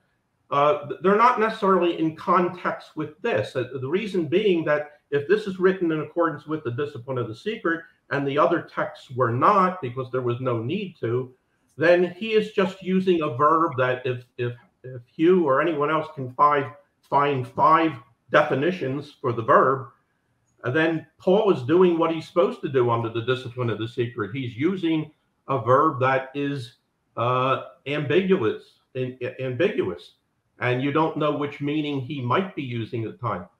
But what I would say is it doesn't matter what I or Larry Stowley or Frederick Balls or anybody else who is open to the question of the Shroud's authenticity may think. This is not my translation. I didn't go back and say, let me do what Hugh did, and I'm going to pick out the word portrayed. This is two separate panels of the top scholars in the world in terms of theological background, doing exegesis and that sort of thing. They're using this word. This is the translation that they have come out with. And so if we've got an image of Jesus crucified that was clearly portrayed and put before the eyes of the Galatians, I think there is an excellent chance that this is, per the discipline of the seeker, this is a reference to the Shroud of Turin. And I don't think it's gotten enough attention before. And I can understand where if somebody wants to contest it, they can contest it. But I don't think this is going to be a difference between what I think and what Hugh thinks. I think it's really a contest between what do people who are experts in this field think that this translation is. And once you have the translation in place, and you've got the history in place, and that is that Peter was in Galatia preaching an apostolic gospel to these very people. This could be, people are always talking about carbon dating, and if you would have a new test, and the carbon dating would come out to 53 AD, how that would nail it down that the shroud is or should be authentic. Well, here is a text that was written in between 53 AD and 56 AD, talking about something that happened in the 50s that might very well be identifying the Turin Shroud. And I think this has a lot more importance than the way that it has necessarily been treated in the past. The other, just one other text that I would like to bring up, and then that'll be it. And believe me, I have probably 20 of these, but this goes to the text called the Latin Tractate. And I didn't send that over to you, Dale. I'm sorry, I don't have that one there. No. No worries. But let me just, I think probably Hugh and Pam are familiar with this. And that is that there is a tractate in which this is what is said. Jesus tells King Abgar, quote, "If you really wish to see physically my face, I send to you this linen cloth, on which you will be able to see not only the features of my face, but the divinely transferred state of my whole body," unquote. Now, that text is, the important thing is to date that text. And what I would prefer, I'll mention this. Ernst von Dobschutz, who's probably the key expert on images of Jesus, he dated that text to around 759. He thinks that that's the text that was referred to by Pope Stephen when he made a reference to a cloth bearing an image of Jesus. That statement by Pope Stephen really only referred to Jesus' face.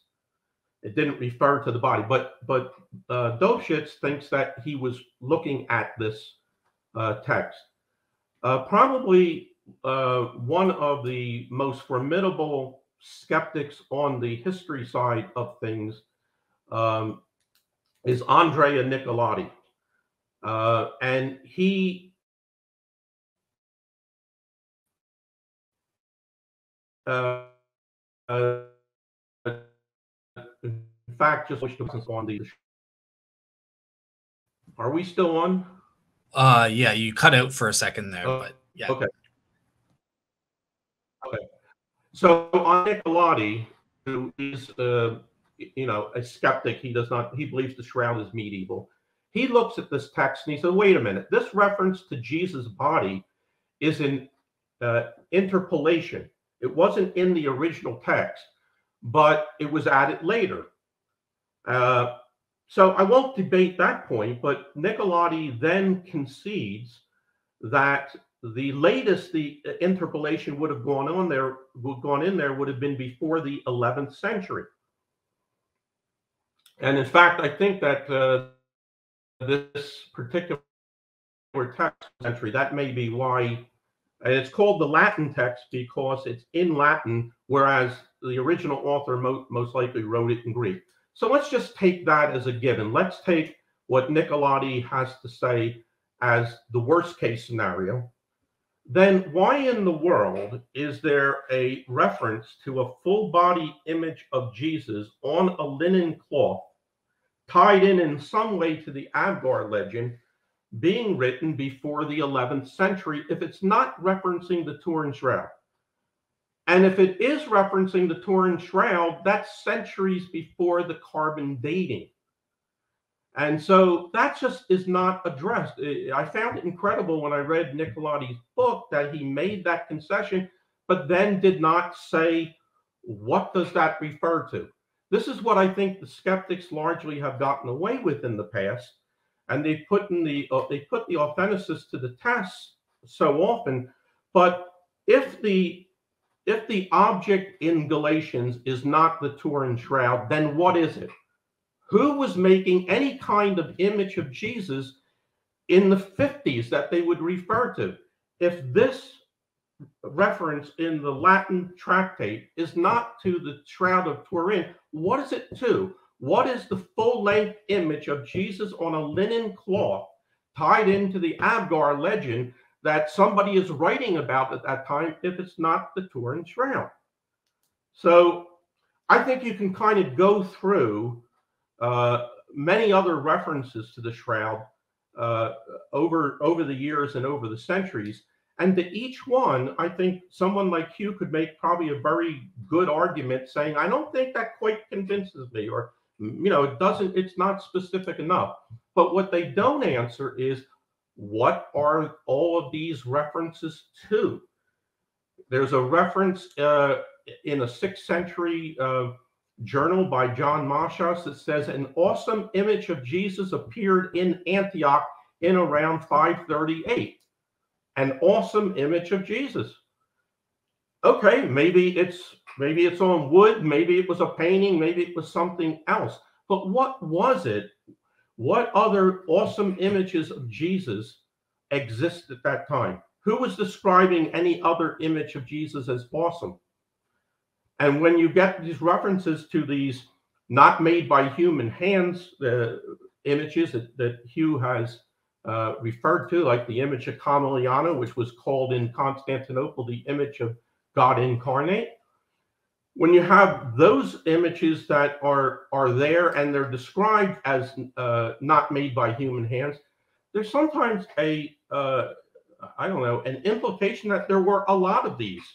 There really weren't. There were, I think it was the image of Edessa, it was the image of Camilliana, and then there was some image that was hardly known in Egypt. These were the only not made by human hands images attributed to that.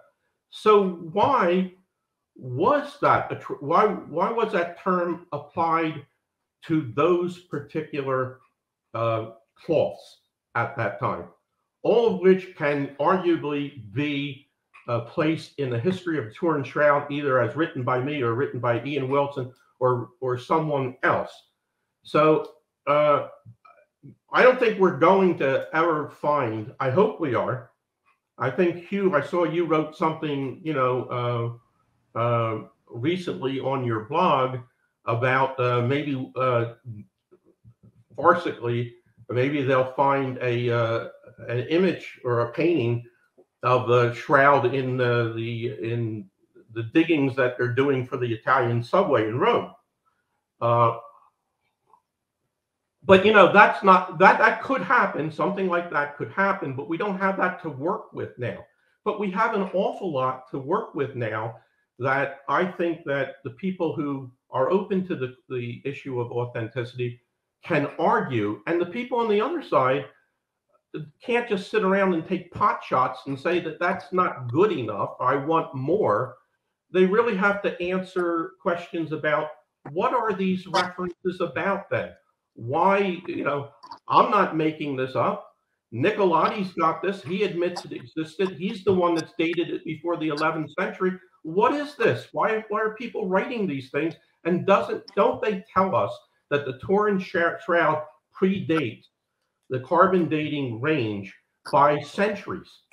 That seems to be something that's overlooked, and I think that's why there's an importance in history. It's just like with science, in which if we're really looking for answers to this, maybe we're going to get them faster through history than science. Who knows? All right, awesome. Thank you so much, Jack, for that opening there. Obviously, just want to, before I throw it open to all the panelists to kind of have an informal discussion, so I just want to clarify for the audience here. There are at least 3 different views here on the historicity of the Shroud. Obviously, Hugh Farey is a Shroud skeptic. It wasn't anywhere, but it didn't exist until the 1350s. But Jack and Pam, even though they're pro-Shroud, they have slightly different historical hypotheses about the Shroud. So I just wanted to clarify that for the audience. But yeah, I'll throw it open to you guys. What do you guys, Hugh or Pam, anything that Jack said that you guys want to discuss, or vice versa? Yes. Should we do one at a time? Can I look at Proigraphion and the epistle to the Galatians? Yeah, absolutely. Why does Paul write the letter in the first place, and what occasion is he referring to? You see, the whole of the epistle to the Galatians is a diatribe against St. Peter. Specifically, it says, you guys do not follow the Jews. You are damned if you get circumcised. Paul is really shouting at the Galatians, someone has bewitched you and you've gone right off the course. Now, why do you believe that's Peter? Yeah, Peter has. Why do you believe it's Peter? Sorry?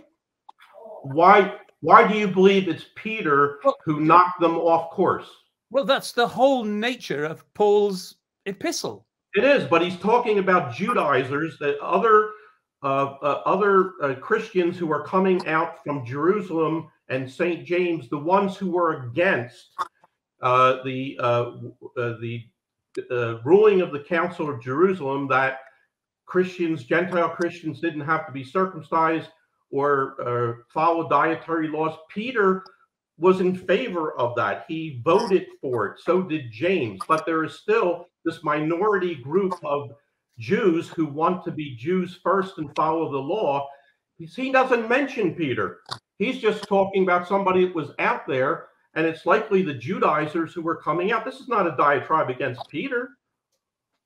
You think you don't have anything that says it was Peter that was doing this, or that Peter ever preached that way.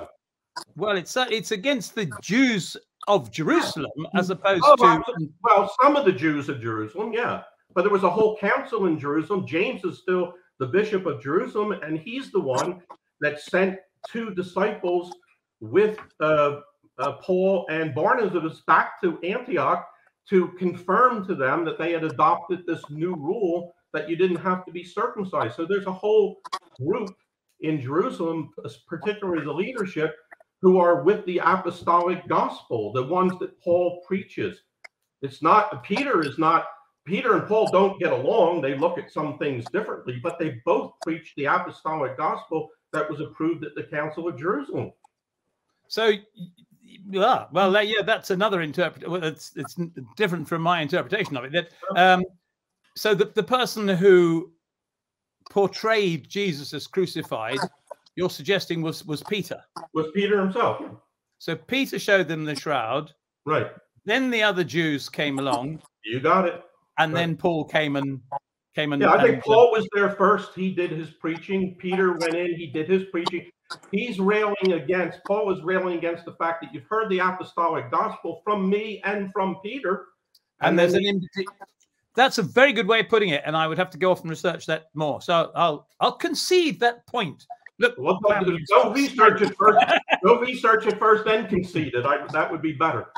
Yeah, good. Now, then I'll just go on to the other thing that you mentioned, which was the Tractatus, which describes, and I'm afraid I've got Nicolotti's book here, which describes this this painting, which has got not only the features of my face, but also the divinely transferred state of my whole body. But why are you saying painting? Oh, no, I'm not. I'm saying it is. I have transferred the features of my face and my whole body. To a cloth, yes. To a cloth. Yeah. And he then goes on to say, describes this cloth in some detail. Mm-hmm. He says where it is. It's in Edessa. Yeah. It's brought out, and it's worshipped by all the people, and it changes according to the different aspects of its ages. In the morning, it looks like a baby. And then in the 3rd hour of the day, it looks like a child. And in the 6th hour of the day, it looks like the full body of Christ. Now, that's not a description of the shroud. No, so, I would agree there that that's not a description of the shroud. But we don't even know if the author of this ever saw the cloth. He's reporting on what the letter was between Jesus and Abgar. Yeah. Why is he in the letter to Abgar describing something that involves a full body image on a linen cloth? Well, I think there may well have been a painting. Why is he doing it? Well, the thing is that there were lots of images of Jesus all over the place. Some of them were completely destroyed. The image of Camulliana has just completely disappeared. It was not destroyed. It was not destroyed. Well, it seems to have disappeared. What text do you have that says the image of Camulliana was destroyed? Oh, nothing. It's just that we never hear of it again. You do hear about it again. Are you aware of the Tarragona manuscript? Yeah. Okay, the Tarragona manuscript describes an image of Jesus in Constantinople and says that the history of that cloth was once in Constantinople when there were continuous earthquakes. And in order to stop the continuous earthquakes, the emperor took that cloth and put it in a box, and it's laid there for centuries since the time that that's happened. The only time there were continuous earthquakes in Constantinople was 741 under an iconoclastic emperor who would be just the type of emperor would say, well, we're going to resolve these problems because God is mad at us because of the image. But it goes into a box, and it hasn't been opened by anyone but the emperor for centuries. That's the image of Camulliana. That's the image of God incarnate. That's the cloth that's in Constantinople 200 years before the Mandylion is brought. Oh, yeah, I agree with that. But it then disappears. That's your Sindon. Is it still in the box? You were talking before how there's two cloths in the 12th, 13th century. One's a Sindon, one's a Mandylion, one's a Tau. The Mandylion is the Mandylion. The Sindon is the cloth that was in the box for centuries, and it wasn't opened again until it was finally put out when there were exhibitions in the early 13th century. Those are the two cloths. One thing, I just want to make sure Pam has a fair say, because obviously Pam. Well, I'll stop on that and let Pam have a go. Okay. Well, did you have many more questions, or I do want to make sure Pam. No, I agree that I think that the Galatians references the shroud. I think there's also a lovely reference of St. Paul in 2 Corinthians where he talks about seeing the glory of God in the face of Christ. How would his writers in Corinthians have a sense of that? Why does he use that language, the glory of God in the face of Christ? That's 2 Corinthians 4:6 or 6:4. Going back to the letter of Jesus to Abgar, in the Madrid Skylitzes, it actually appears. So they besieged Edessa, and the general, his name I think is Maniakes, found the letter of Jesus to Abgar, and in 1036 he brought it back to Constantinople, and it was kept in the same golden box as the. I'm so sorry, I had a whole PowerPoint presentation, but I haven't managed to get it to work to you. Yeah. They managed to. It was in the same golden box that went in 1034 to persuade a reluctant eunuch to follow Michael IV. So that there was the Holy Woods, there was the Holy Mandelion, the Letter of Jesus to Abgar, and actually an icon of Mary, which were the 4 great sacred things, all kept in this golden box. And in the Galatians, there's a picture of the golden box being transferred. So, I mean, I think it'll be very difficult for any of us to get to the bottom of these things. But I personally just think that the shroud is authentic. I think it wrapped Jesus in Nazareth. I think that it's very difficult to explain it unless that's the case. So, for instance, in some of the things I've been saying, could I ask you, is there a history of it post the carbon date, which would show that it was folded and stored vertically? Where is the history that says it was folded into 4 and damaged by incense, as we see in the Pray manuscript? Where is that history? Because actually the history of the shroud is very well documented from 1355 onwards. So when was it folded into 4 so it was damaged by incense? When was it stored vertically in a jar with water coming from the bottom?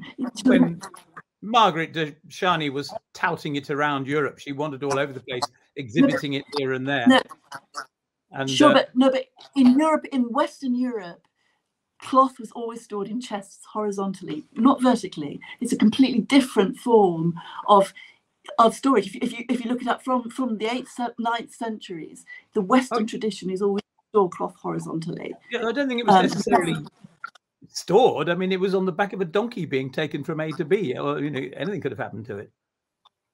So, okay.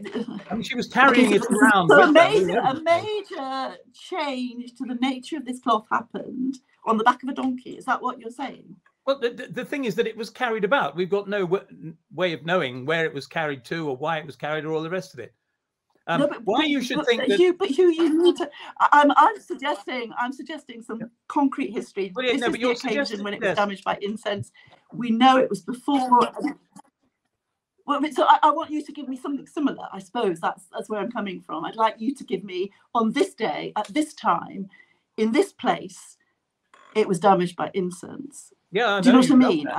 Yeah. But I can't do that because I don't know when it was. There's no evidence. You don't have any evidence either. I don't see the idea that the cloth was stored vertically in first century times is ludicrous. Of course it wasn't. What on earth makes you think that? The water damage on it. Yeah, but the water damage. That doesn't mean that the water damage is usually stored. It has to be scored vertically. No, the shroud may have been at some point vertically and dipped in some water. But to say that that's typical of the first century way of storing cloth, but not of the medieval way of storing cloth is ridiculous. I don't think it is. There's no evidence that cloth was ever stored vertically in medieval first century times. Any more than in any other time. Nobody stored cloth. The Dead Sea Scrolls, Hugh, were stored in clay jars vertically. Yes, but with all due respect, it's a Middle Eastern form of storage. They're bits of paper stuffed into a jar. They're not large cloths.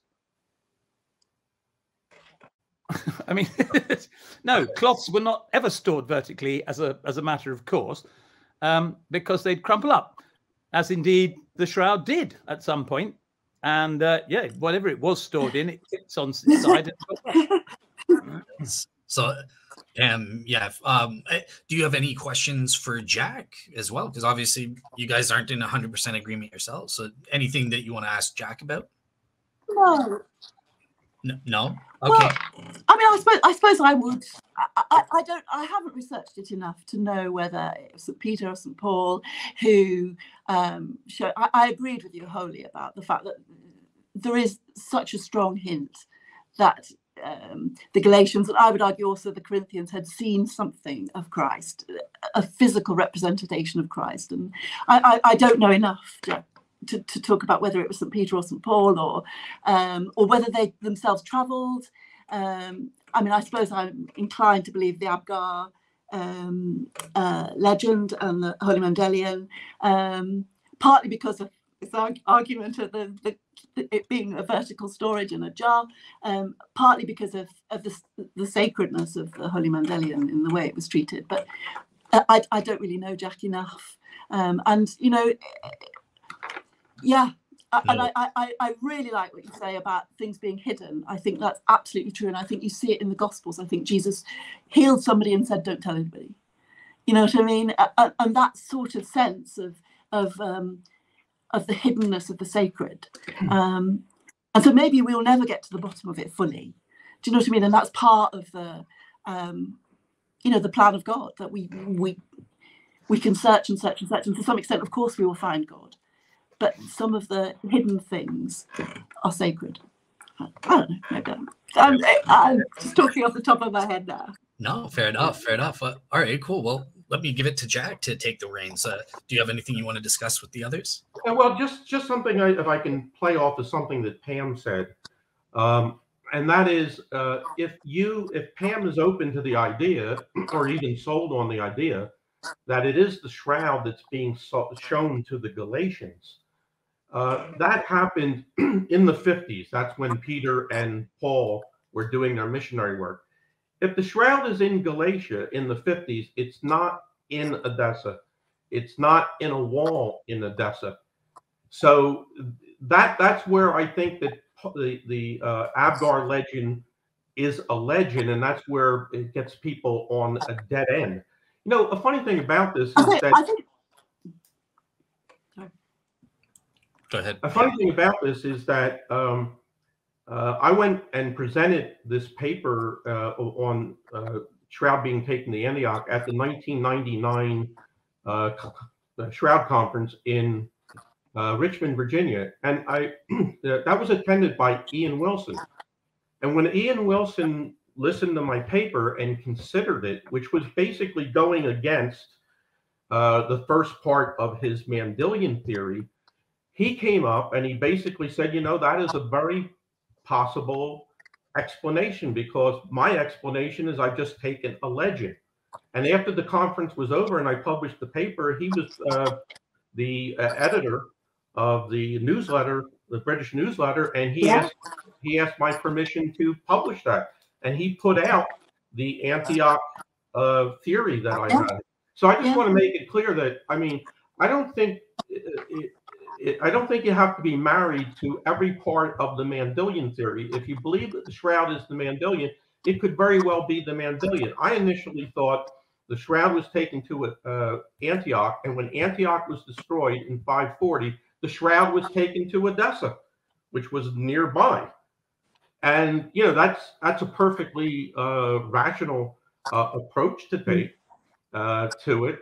But I think that Pam, what I've seen happen with other authenticists, you take somebody like Emanuela Marinelli, for example. She has co-authored papers that talk about art, Jesus art in the 3rd century, 4th century. Lovely. And what's said in there is that art is based on the image of the Turin shroud. But she is a subscriber to the Mandelian theory. So if the shroud is in the wall of Edessa from the 1st to the 5th century, how are they basing this art on the image of the Mandelian? You know? And that's why I know that you wrote some things. I've even cited them in my book where you talk about the Loros and things that happened in Byzantium under Justinian. I believe that that's right. I think that's one of the signs that the shroud was in Constantinople during the reign of Justinian. But if it was there, how did it get there if it's still supposed to be in Edessa at the time? And a lot of these shroud theories that are kind of historical in nature, they're not taking things in context historically. It's fine to me, I think, to say the shroud was in Antioch and then it was taken to Edessa in the 6th century. And everything that Wilson has said from there on, if you want to believe that the Mandelian is the model for the Pantocrator images and that sort of thing, you know, that's fine if you want to say that. Okay, I know Hugh has a different view on that. I think that the shroud was the model for the Pantocrator images, but the model was the image of Camilliano. It was the image of God incarnate, because that was in Constantinople. Giulio Fonte, for example, is trying to convince people, and I'm kind of convinced of this myself, that the coin from 692 that has an image of Jesus on it is at least Shroud based or Shroud influenced. Yeah. And he says it has so much detail. It had to be done by a Byzantine engraver who had to be seeing it at the time. Well, the problem is, in 692, the shroud is not in Constantinople for a Byzantine engraver. The shroud is in Edessa, and Edessa has been conquered by the Muslims and Byzantine Empire, and the Muslims have been at war for 60 years before 692. So that just can't happen. And that's why I think a lot of people who go back and say, you know, I think the shroud was the Mandylion, and they want to buy onto all 9 yards of it, including the legend and the middle period and the Templar period, they come up with very good historical findings, but I don't think sometimes they realize that those findings are inconsistent with that theory, at least parts of that theory. And I think that has to be set through, or somebody like Hugh, who's a really bright guy who looks up all this stuff, that's where he takes his pot shots. You know, that's where his criticisms are valid. But if he's allowed to take them and those pot shots are valid, everybody's going to think everything he says is right, you know, so, which can't be, because he's not perfect. Yeah. But the thing is, I mean, I think that, you know, we underestimate the extent to which the ancient world traveled. I mean, we know from St. Paul and the 3 journeys that he took, that he went enormous distances. You know, he went from Jerusalem, he went into Arabia for 3 years, he went to Rome, where he was executed, you know, on horseback or walking. You know, they went huge distances. There's no reason why people couldn't have traveled to Edessa. I mean, except if they were Christian and they were at war with the Muslims, they wouldn't travel there. They would be putting their safety in danger, especially if they were representatives of the Byzantine government. Precisely. I mean, or the church, or the church. Yeah. Well, I mean, I think you also have to look at how the Muslims, and I can't remember the exact dates in which Edessa was overtaken. 639. 639. Okay. But also you have to look at how, I mean, Hugh and I have been very blessed to go to a Muslim event where they had huge respect for the shroud and believe it wrapped Jesus. That the people of Edessa, although they were Muslims, had great respect for the shroud. They certainly didn't want to part with it. They had to be bribed with a huge amounts of money and the return of 200 slaves and all that of captives and things like that. So for the Mandylion. Yeah. For the Mandylion. Yeah. For the Mandylion, they did. You know, but I'm sorry. So, I mean, I think to say that they would have been completely impossible to visit the city is I'm not 100% sure about that. No, I don't know that it would be impossible to the city, but I think it might have been difficult to make the arrangements in 692 to visit the city at that time. I think the war with the Muslims only ended in about 682, somewhere in that time. And I think Mark has written on this. I remember it from his book that the Muslims, although they were tolerant of the Christians, they would not let them, for example, show their crosses.